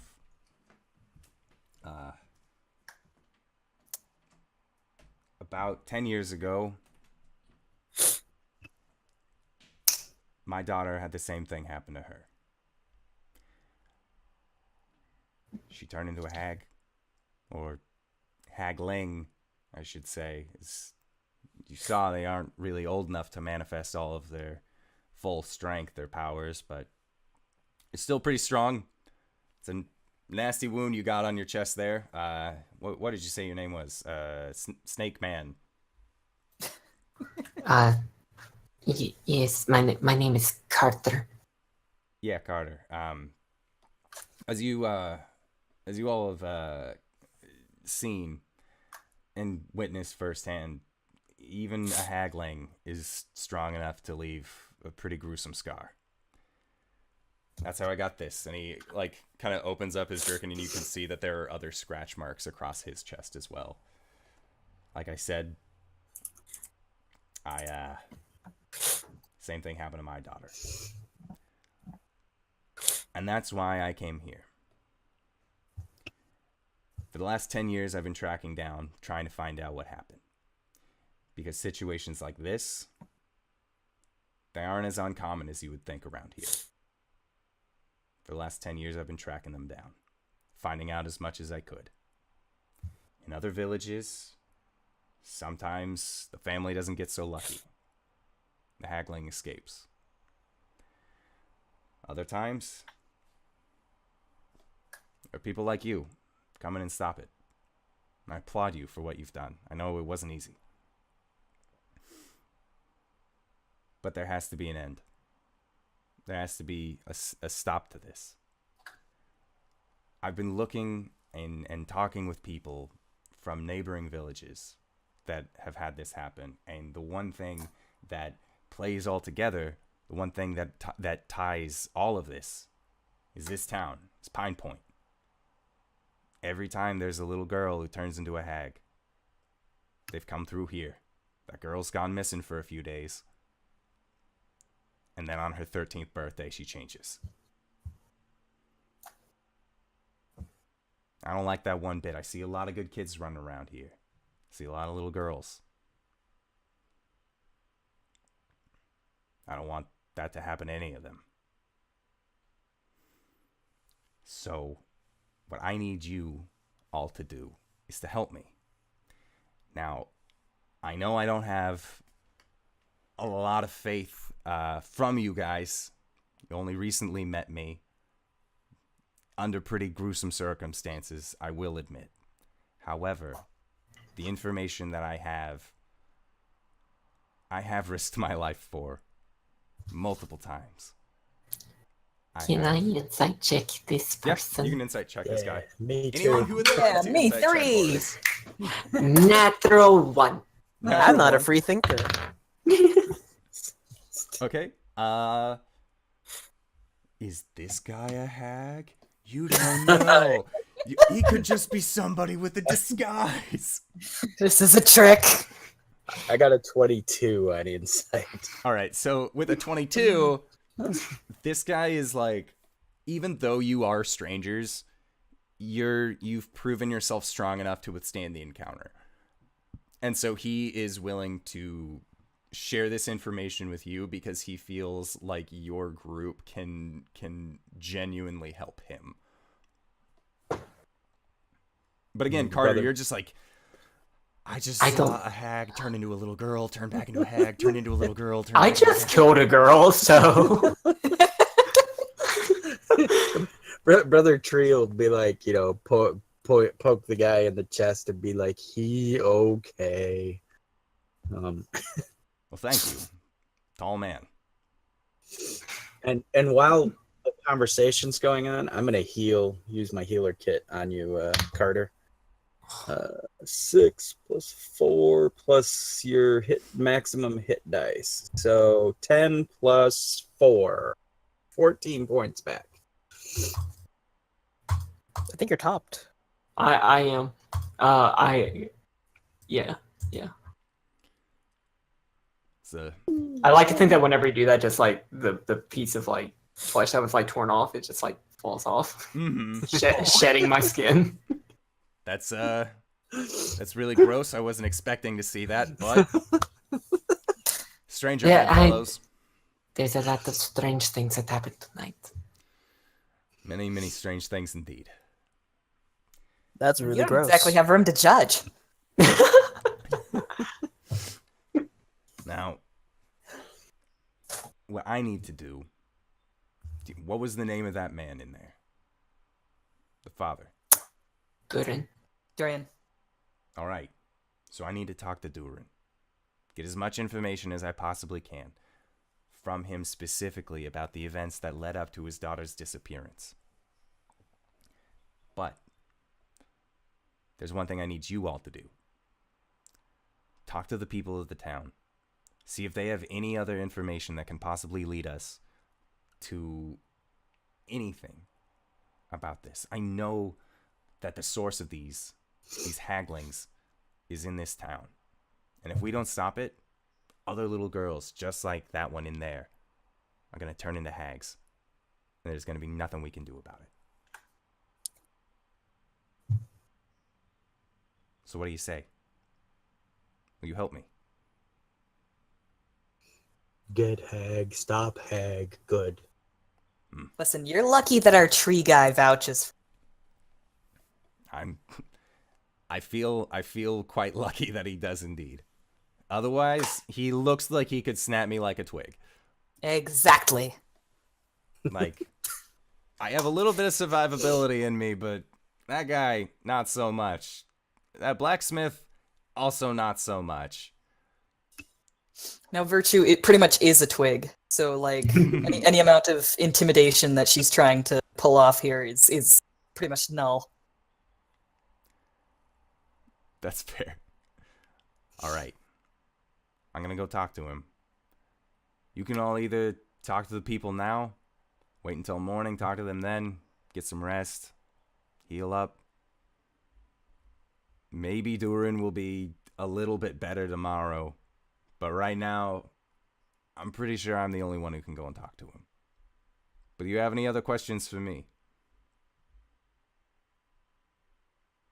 So you've seen that happen before? Firsthand. All right. All right. I came through this town 10 years ago. Okay. Same thing happened to my Was it- daughter. What, like, is this like a yearly thing? Did it happen during last year's festival? I don't know. I don't You don't think know. it has anything necessarily to do with the festival itself. I think this was just poor circumstance. Outside of it being a good circumstance that you guys were here, but if you weren't, I don't think she would have been stopped anytime soon. All right. All right. All right. Let's see. What was your name again? Horace. Horace. All right. Hi, Horace. My name's Innocence. I'll if I have any questions, I'll find you. Sounds good to me. I'm staying at the blacksmith's down the way. If you need me, just go to Otis. Or I'll just kind of be around. I'm going to be asking people a lot of questions. That's all I can really Gotcha. do until we find out more. But from what I know, there's one thing that's always the same in every story. Every single time I talk to a family that came through this town, their daughter went missing for 3 days. On the third day she came back, people left town. 13th birthday. This happens. And he motions towards the shack.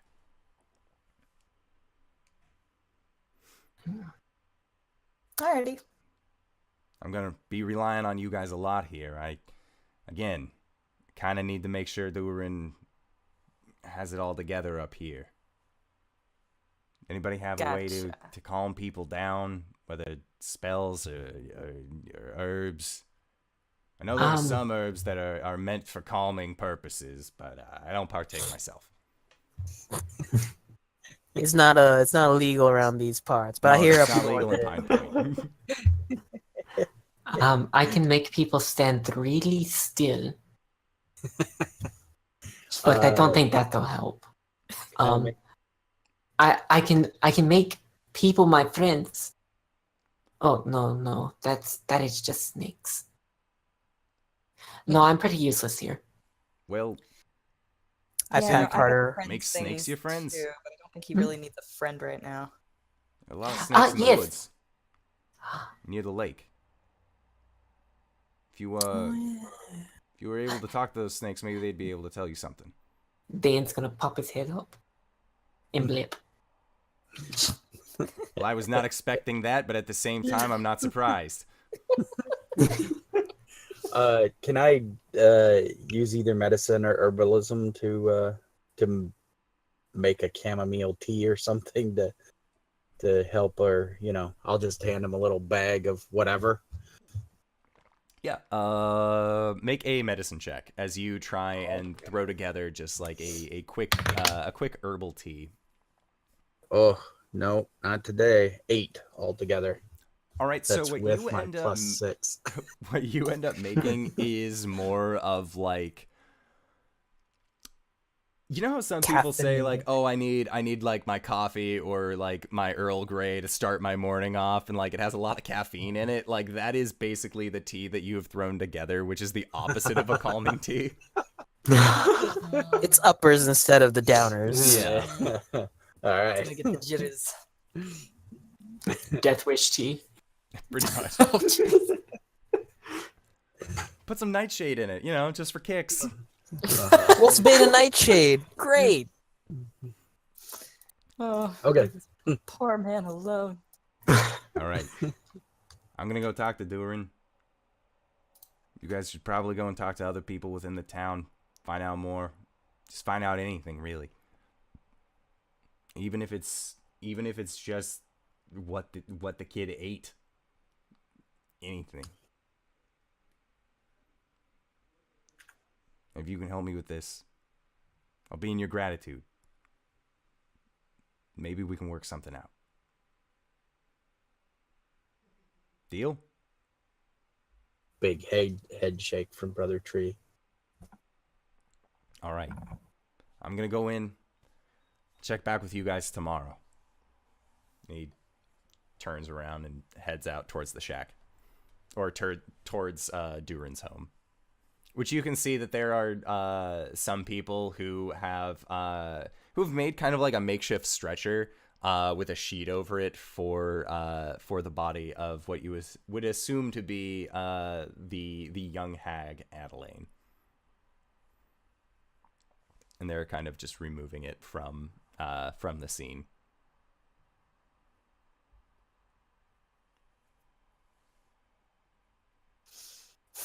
So do we want to talk to people tonight?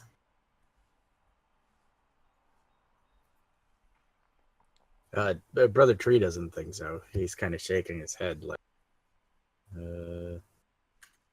but Yeah, and it's like 12:30, 1 in the morning. Oh well, that is fair.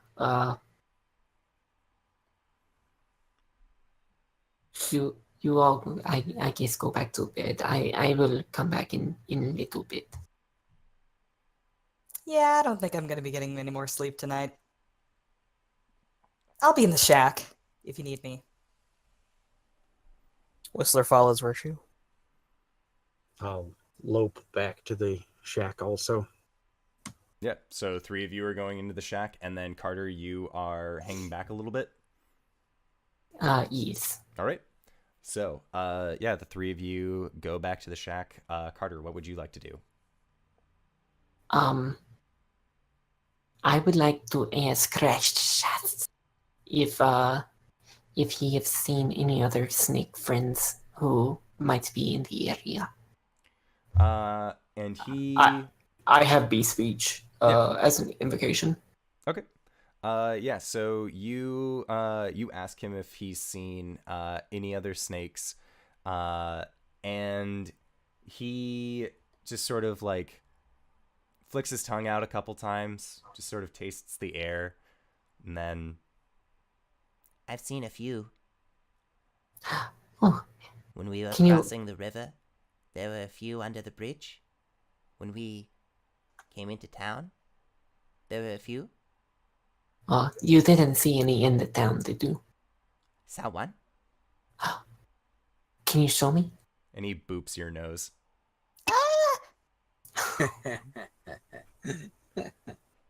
Right there. Oh.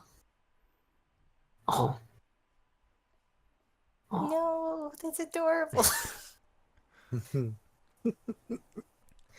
I can. Okay. I can go look. Yeah, let's go look. Let's go look. Mm-hmm.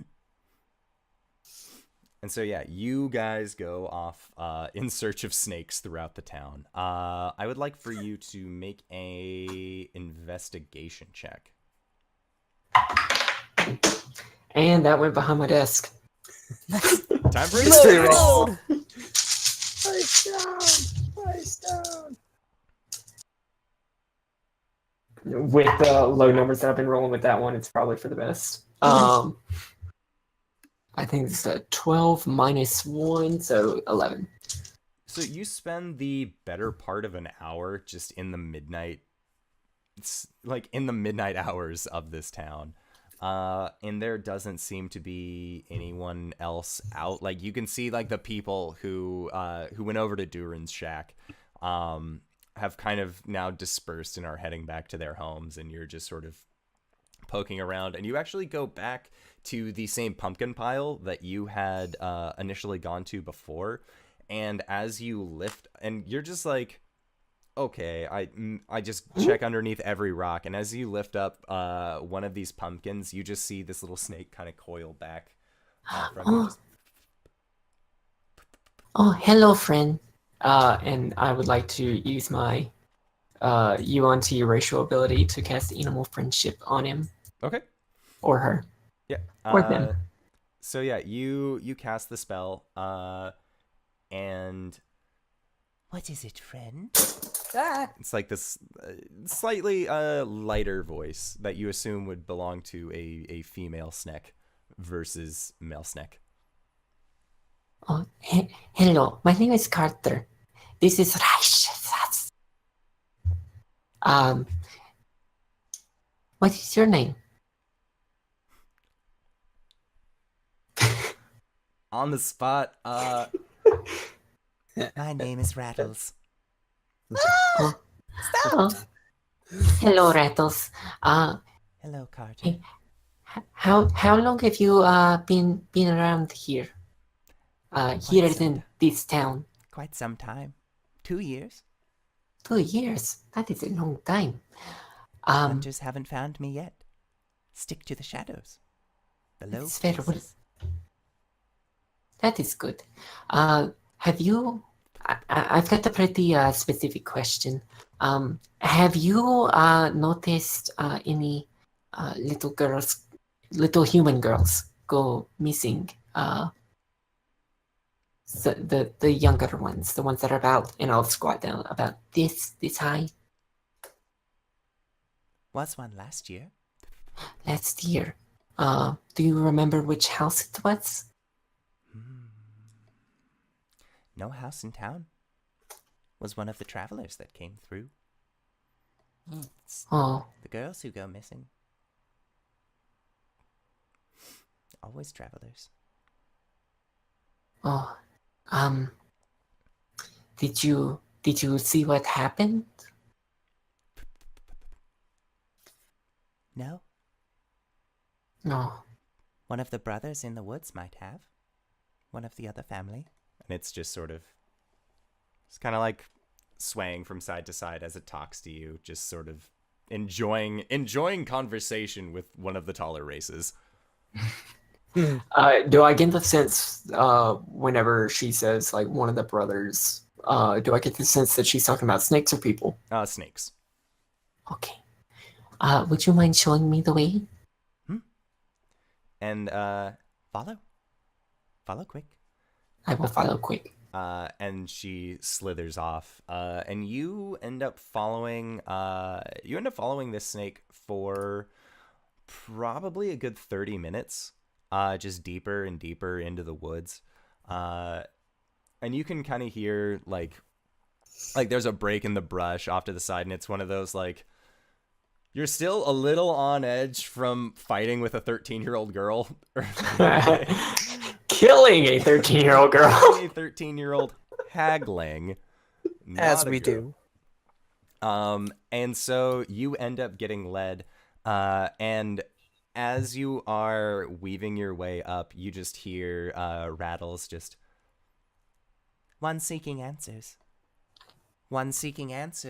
and just calling that out in the snake tongue until eventually, after you walk for that 30-45 minutes, there is a small congregation of snakes all just surrounding you. What is it that you seek, traveler? Hello, and I would just like to like casually animal friendship on all of them. Mm-hmm. Uh, Yeah, none of them seem hostile towards you at all. Hi. I met Rattles in the settlement over there, and I wanted to know if any of you new friends had noticed any of the smaller human girls go missing over the last year. If any of you have seen what had happened when one of the little girls went missing about a year ago. And you see I know some of you are a little young. some of the snakes just like some of the much smaller ones just shake their heads like no, haven't seen anything. And Rattles kind of like turns towards some of the other ones who just also shake no. But then sliding from the back, there is a much larger one that looks to be about 2-3 times the size of these other snakes. Just, I have seen what happens. Oh, that's wonderful. What did you see? If you don't mind me asking. There are other creatures within these woods. The ravens. The ravens pretend to be your friends until they take you to the lake. Then, once you are at the lake, you will fall through the ice. That is where the girls go. Out onto the lake, into the lake. Then they come from the shack. 3 days later. Oh, which shack? The one they call Old Nan. Old Nan is not who she appears to be. Oh, well, who is she? Something older, more sinister.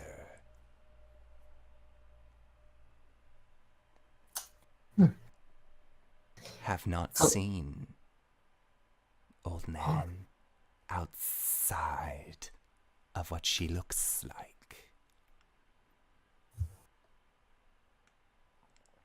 But if a girl goes into a lake and then exits from a shack, there are questions that need to be answered.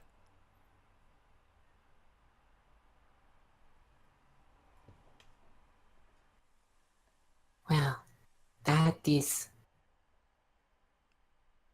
really scary. Yes. But thank you. Thank you. Let me insight check the snake real quick. Go for it. This snake is my friend. Can I have advantage, please? Yeah, sure. Okay, that was a 2. And this one is a 16. This snake seems to be spitting the truth with you, as far as the order of operations. As this snake seems to be much older than the other snakes that kind of led you to this congregation. Well, thank you so much. I'm going to have to go back into the town and tell my friends, so that hopefully we can do something about this. We But shall provide you safe passage. Oh, thank you so much. That's so nice. Just gently bows its head towards you. Make sure this one returns to town safely. Oh, And all of the absolutely. other snakes just bow to that one, and then start creating a lane for you to follow. Oh. This will be the quickest way. Don't trust the ravens. Oh, well.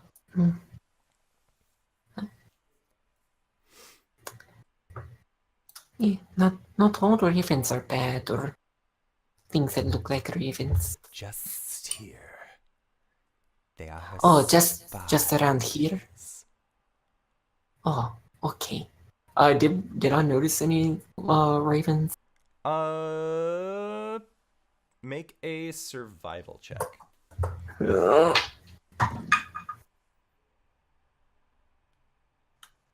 15? Yeah, you would have seen a few ravens just kind of perched on trees as you made your way out into the woods by yourself. Oh. Oh, I did notice a few. That's pretty scary. Yes. The flying ones always like to pick us out of the grass. Oh, that's so sad. Oh, Yes. okay. Well, thank you for leading me back. May you find sanctuary in your travels.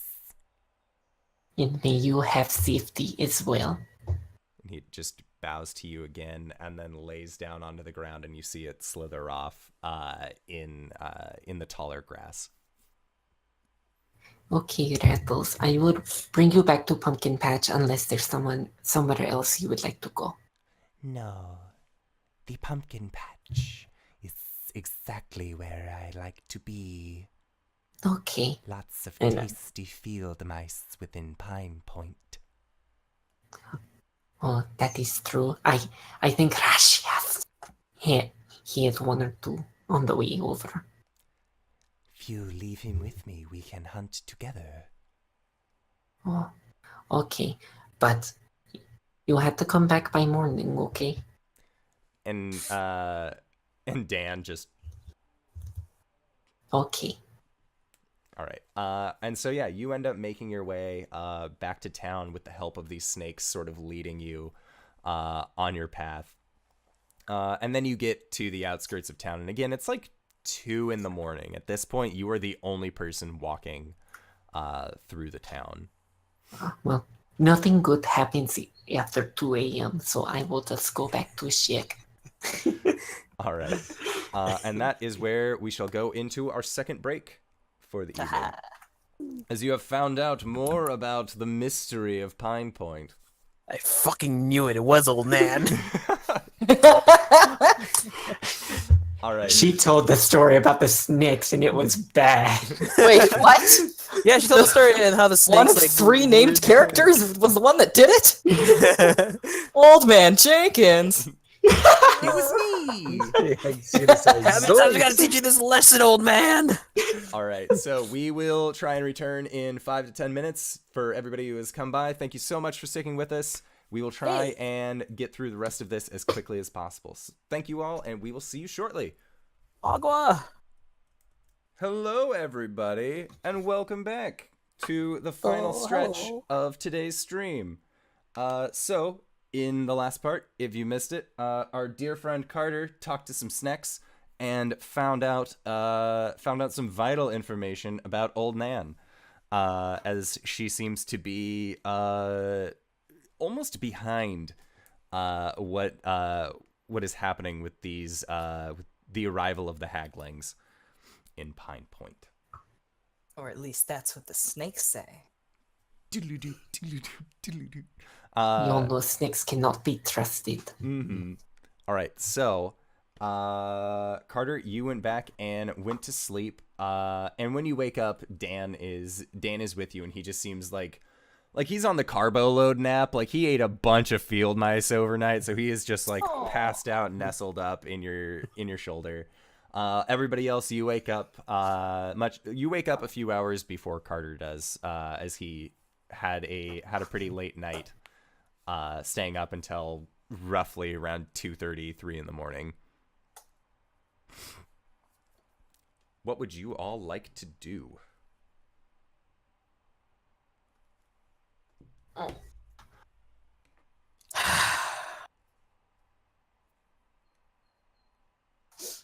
This is fucked, yo.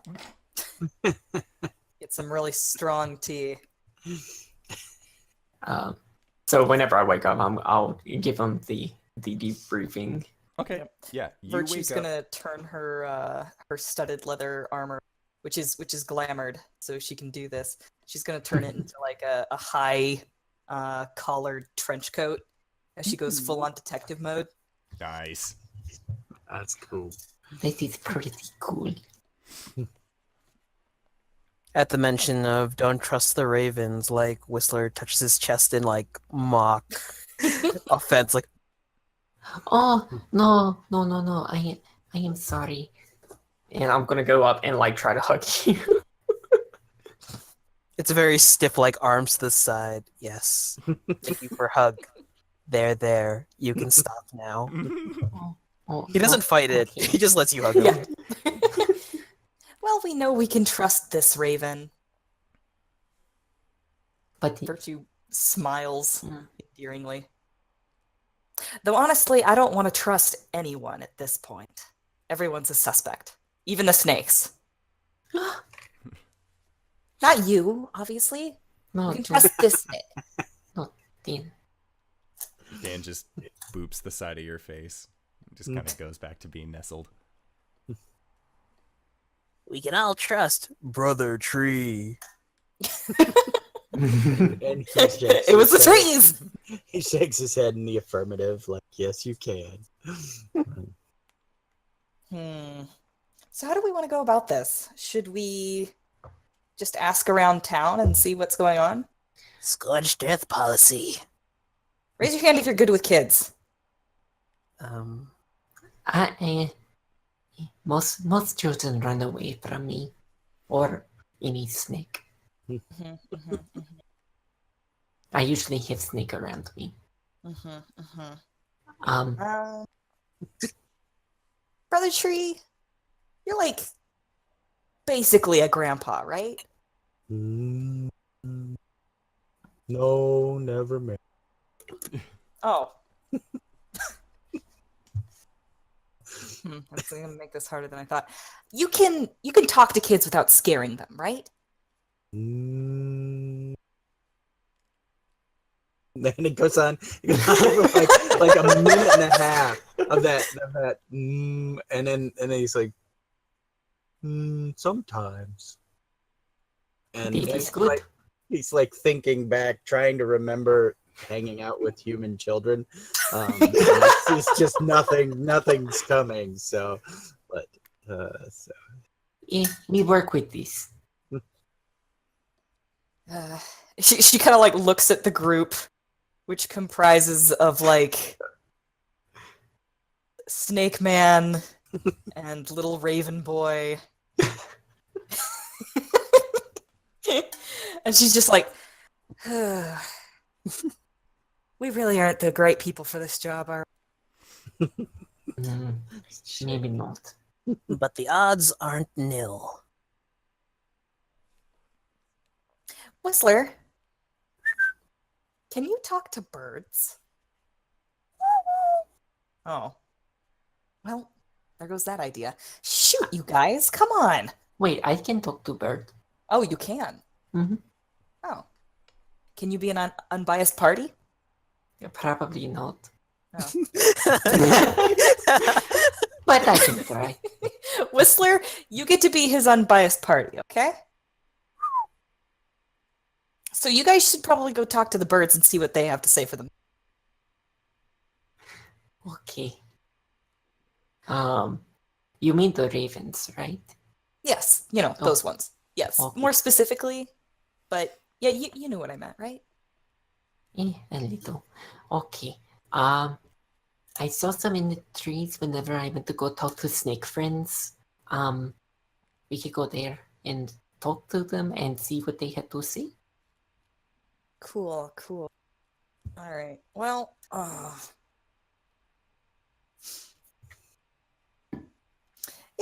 Yep, you can do that. I'm just coming to the realization that I'm gonna have to be able to talk to the kids.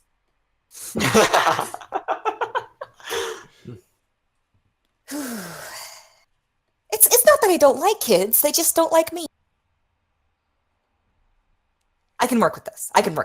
And then she kind of like just starts waving her hand kind of dismissively. And as she does so, like glitter kind of flies out of the hand, like falls down on her in a very Cinderella transformation kind of way. And as she does so, she becomes like about a foot shorter, and her horns disappear, and a wide straw hat appears on her head, and she turns into what appears to be a 13-year-old girl, or almost 13-year-old girl. That is very nice. Thanks. All right. Time to go make some friends. in Right. this like heartbroken, he probably heard this over at a bar mimicry. He goes, "We're splitting up." Nice.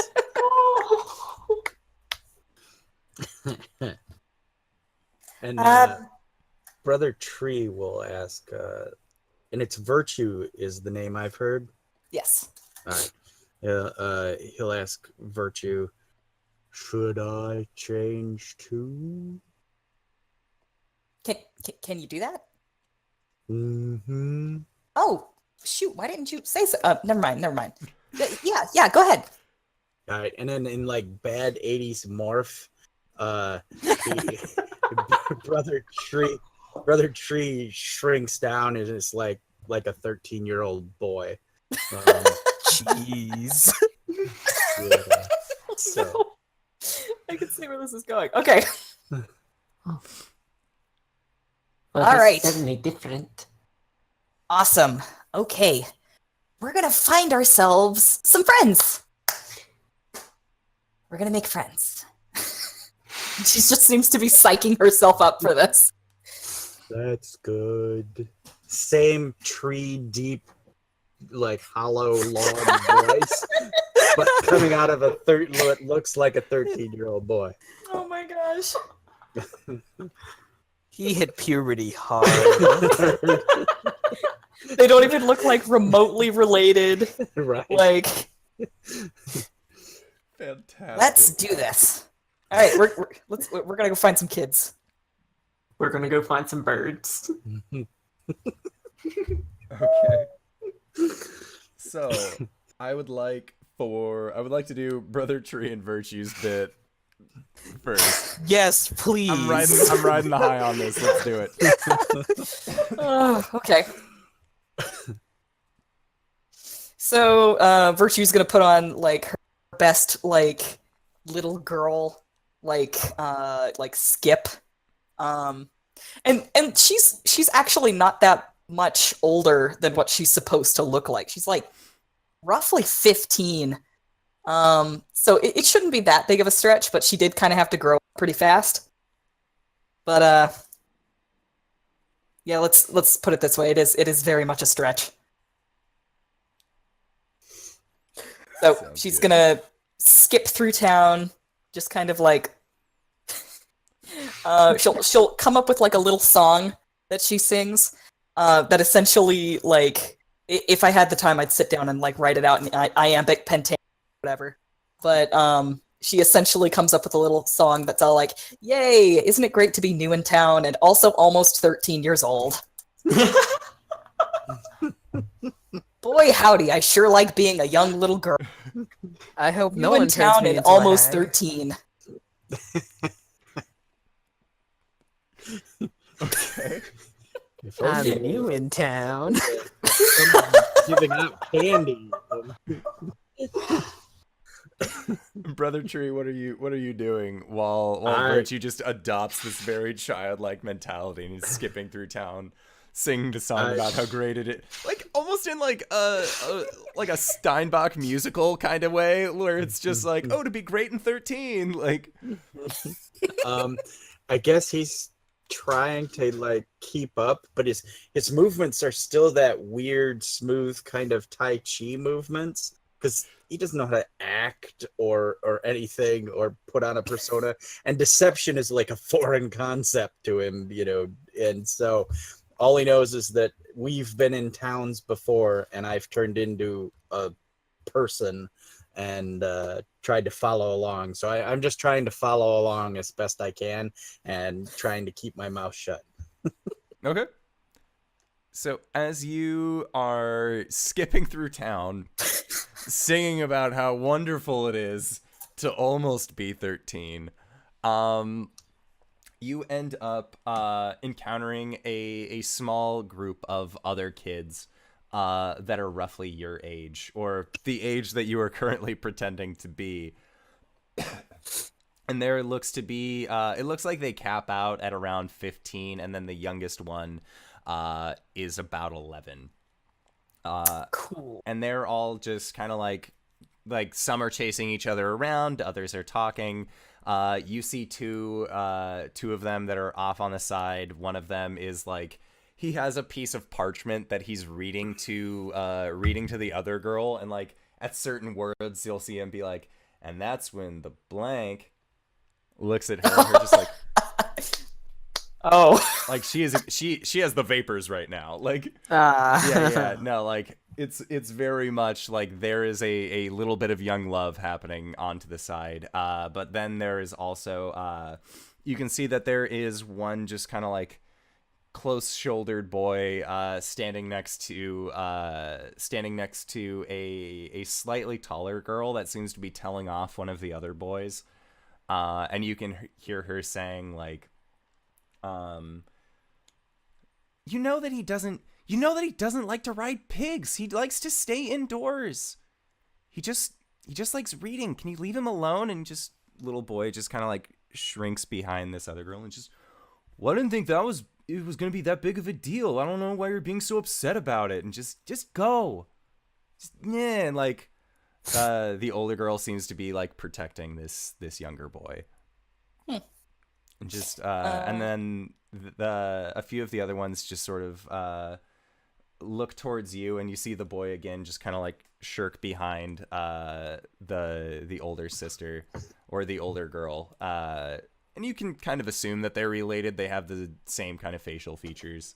And that girl just stops and then,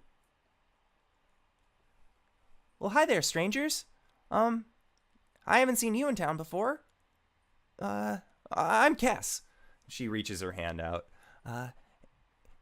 And this is Kurt. He's kind of shy, but you know, Dad says he might be an apothecary or something someday, so we gotta just let it happen.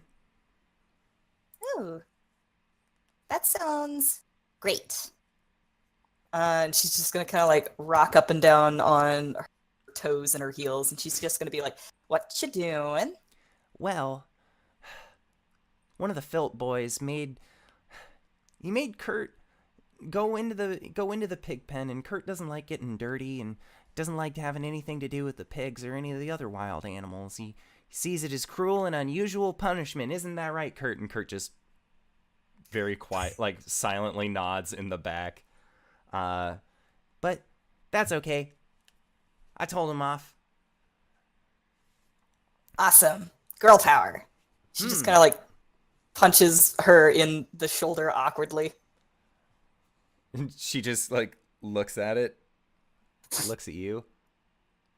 Sure. And she goes to punch you in the shoulder. Problem with that. Yeah. So, can I just dodge? make a dexterity check.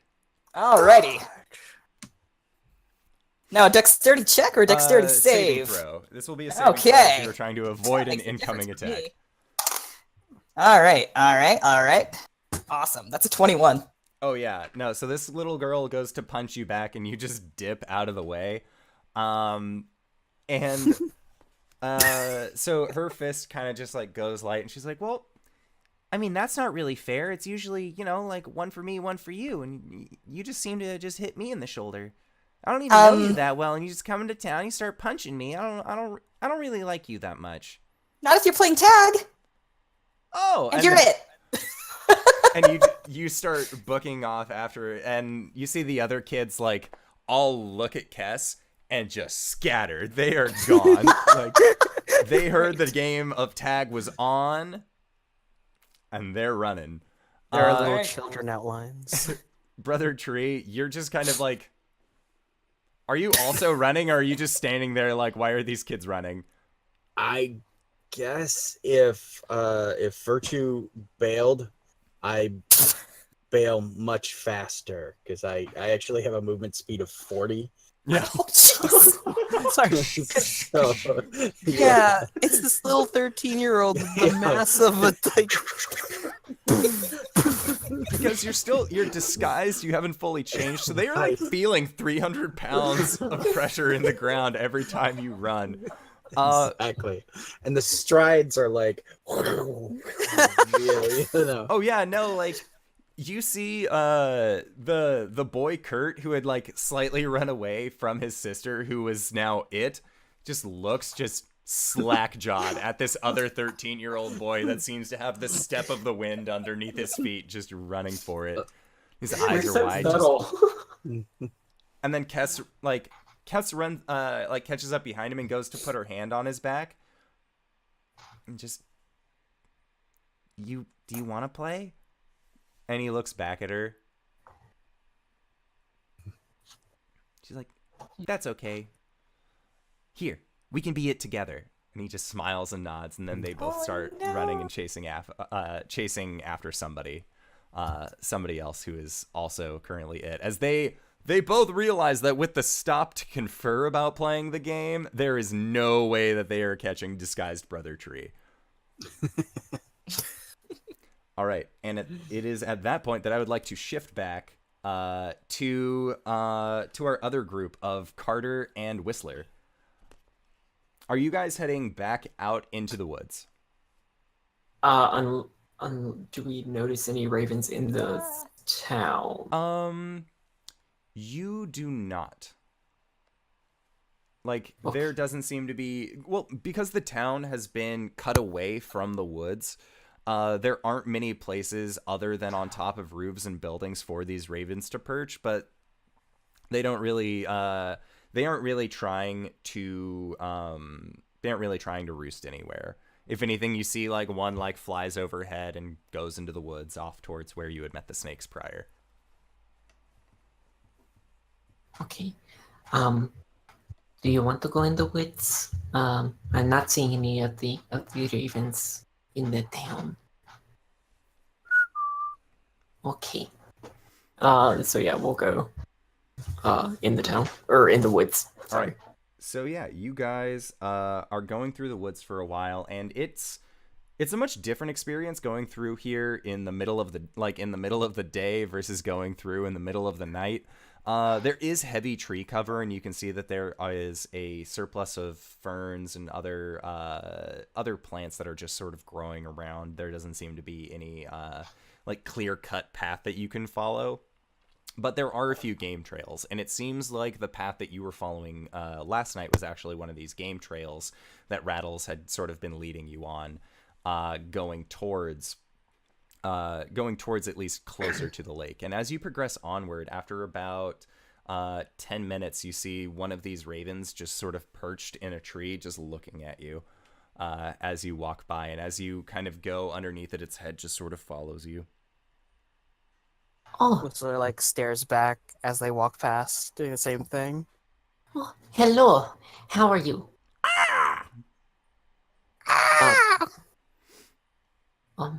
Okay. I would like to use my beast speech. Okay. So yeah, you and then are you saying like hello again? Hello. All right. Hello. Hi. How are you? I am doing well. What is your name? My name is Carter. I am Ka. Hello, Ka. What did we want to ask? Oh, I guess, so, I'm gonna have a pretty, direct, question. Is it okay if I ask it? Direct is good. Save time. Okay. Are you do you work with any humans?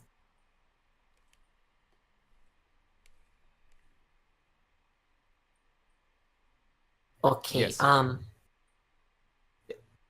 He answered yes. Yes. Okay. Okay. How is that? Lead humans through forest. Humans get lost. Raven show way. Oh, Ka show the way to where? freedom. Is that not what all birds want? To be free. To fly? I guess you have a point. So where specifically do you lead them? To the lake? To the lake. Okay. Lots And of what? fish in the lake. Fun to hunt. But wait, I do not understand. Fly down, grab fish, eat fish. So you lead humans to the lake? Sometimes. Sometimes lead to other places. What other places? Towards wolves. For fun.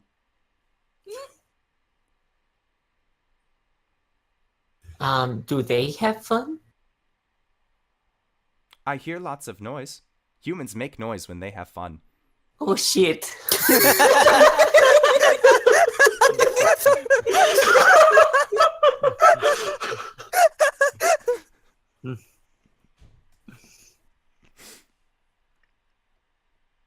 Oh, You are fun to Okay. talk to. oh, but this is certainly an interesting conversation. I guess is a way I can phrase this. Do you work with old Nan in the town? Who? Old Nan? Its head just sort of cocks to the side. Do any of your other Raven friends work with Old Nan? Who is Old Nan? Is her name not Old Nan? Okay. You say out of character, expecting an answer. I mean, like, did I mishear that? Is that not? No, It's- the, yeah, yeah. the No, name that's of right. the name of the town's midwife is Old Nan, Okay. but he just doesn't seem to recognize that name. Okay. Do you work with? And I want to give a pretty like detailed description of what I know Old Nan sort of looks like. Oh, grandmother, yes. Grandmother. Okay. Yes. Do you? I guess you are familiar with her. Yes. Do you work with her? What is work? So like, do you sometimes talk to her and do what she says and sort of have a beneficial working relationship? I guess I use the word working in there, but She feeds us. Yes. oh, tells us. okay. Take people to lake. People make noise. They have fun. Oh, what sort of fun? It just cocks its head again. And then can take you to her. She is not far. Can you hold off on that for a little bit? If we come back, would you take us to her, please? I'm going now.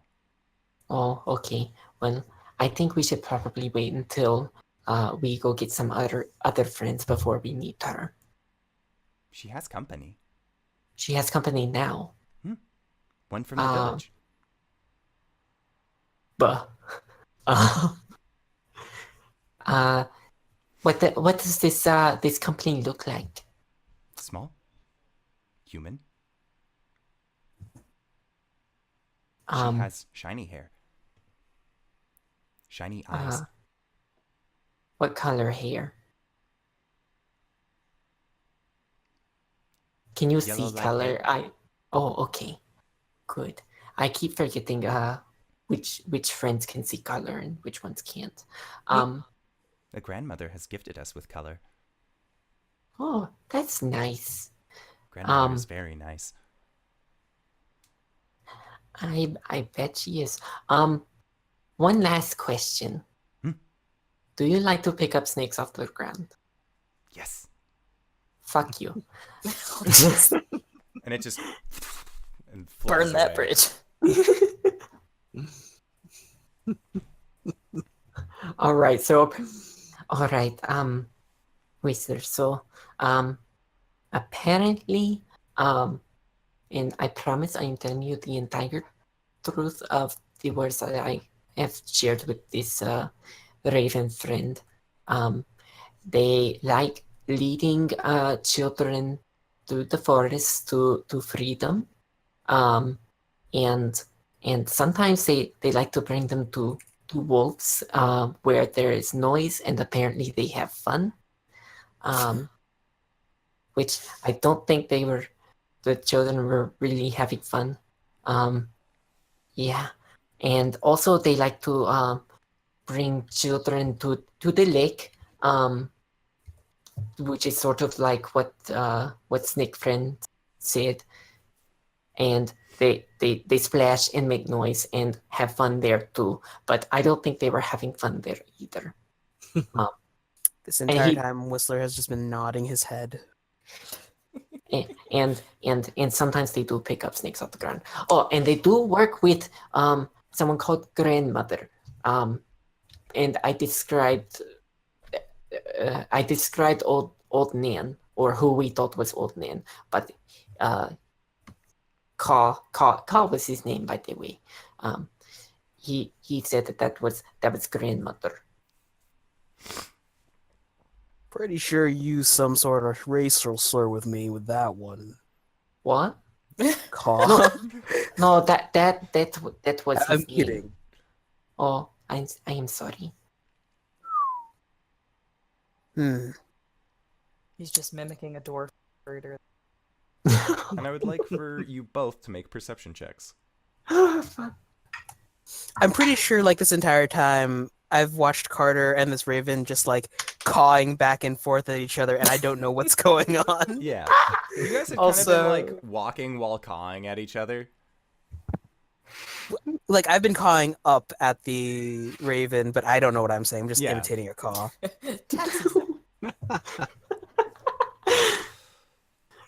Perception Yes. 6. Okay. 20. Okay.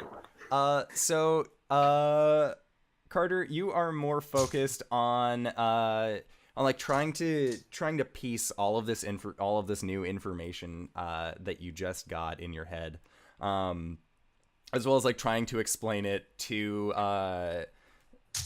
Whistler without and like you're kind of off but when he's like, I'm pretty sure that's a racist slur. You're like, wait, no, like fierce backtrack, like backpedaling like mad, trying to convince Whistler that this wasn't the case. And Whistler, you kind of like shoulders bouncing, laughing to yourself, like, got him again.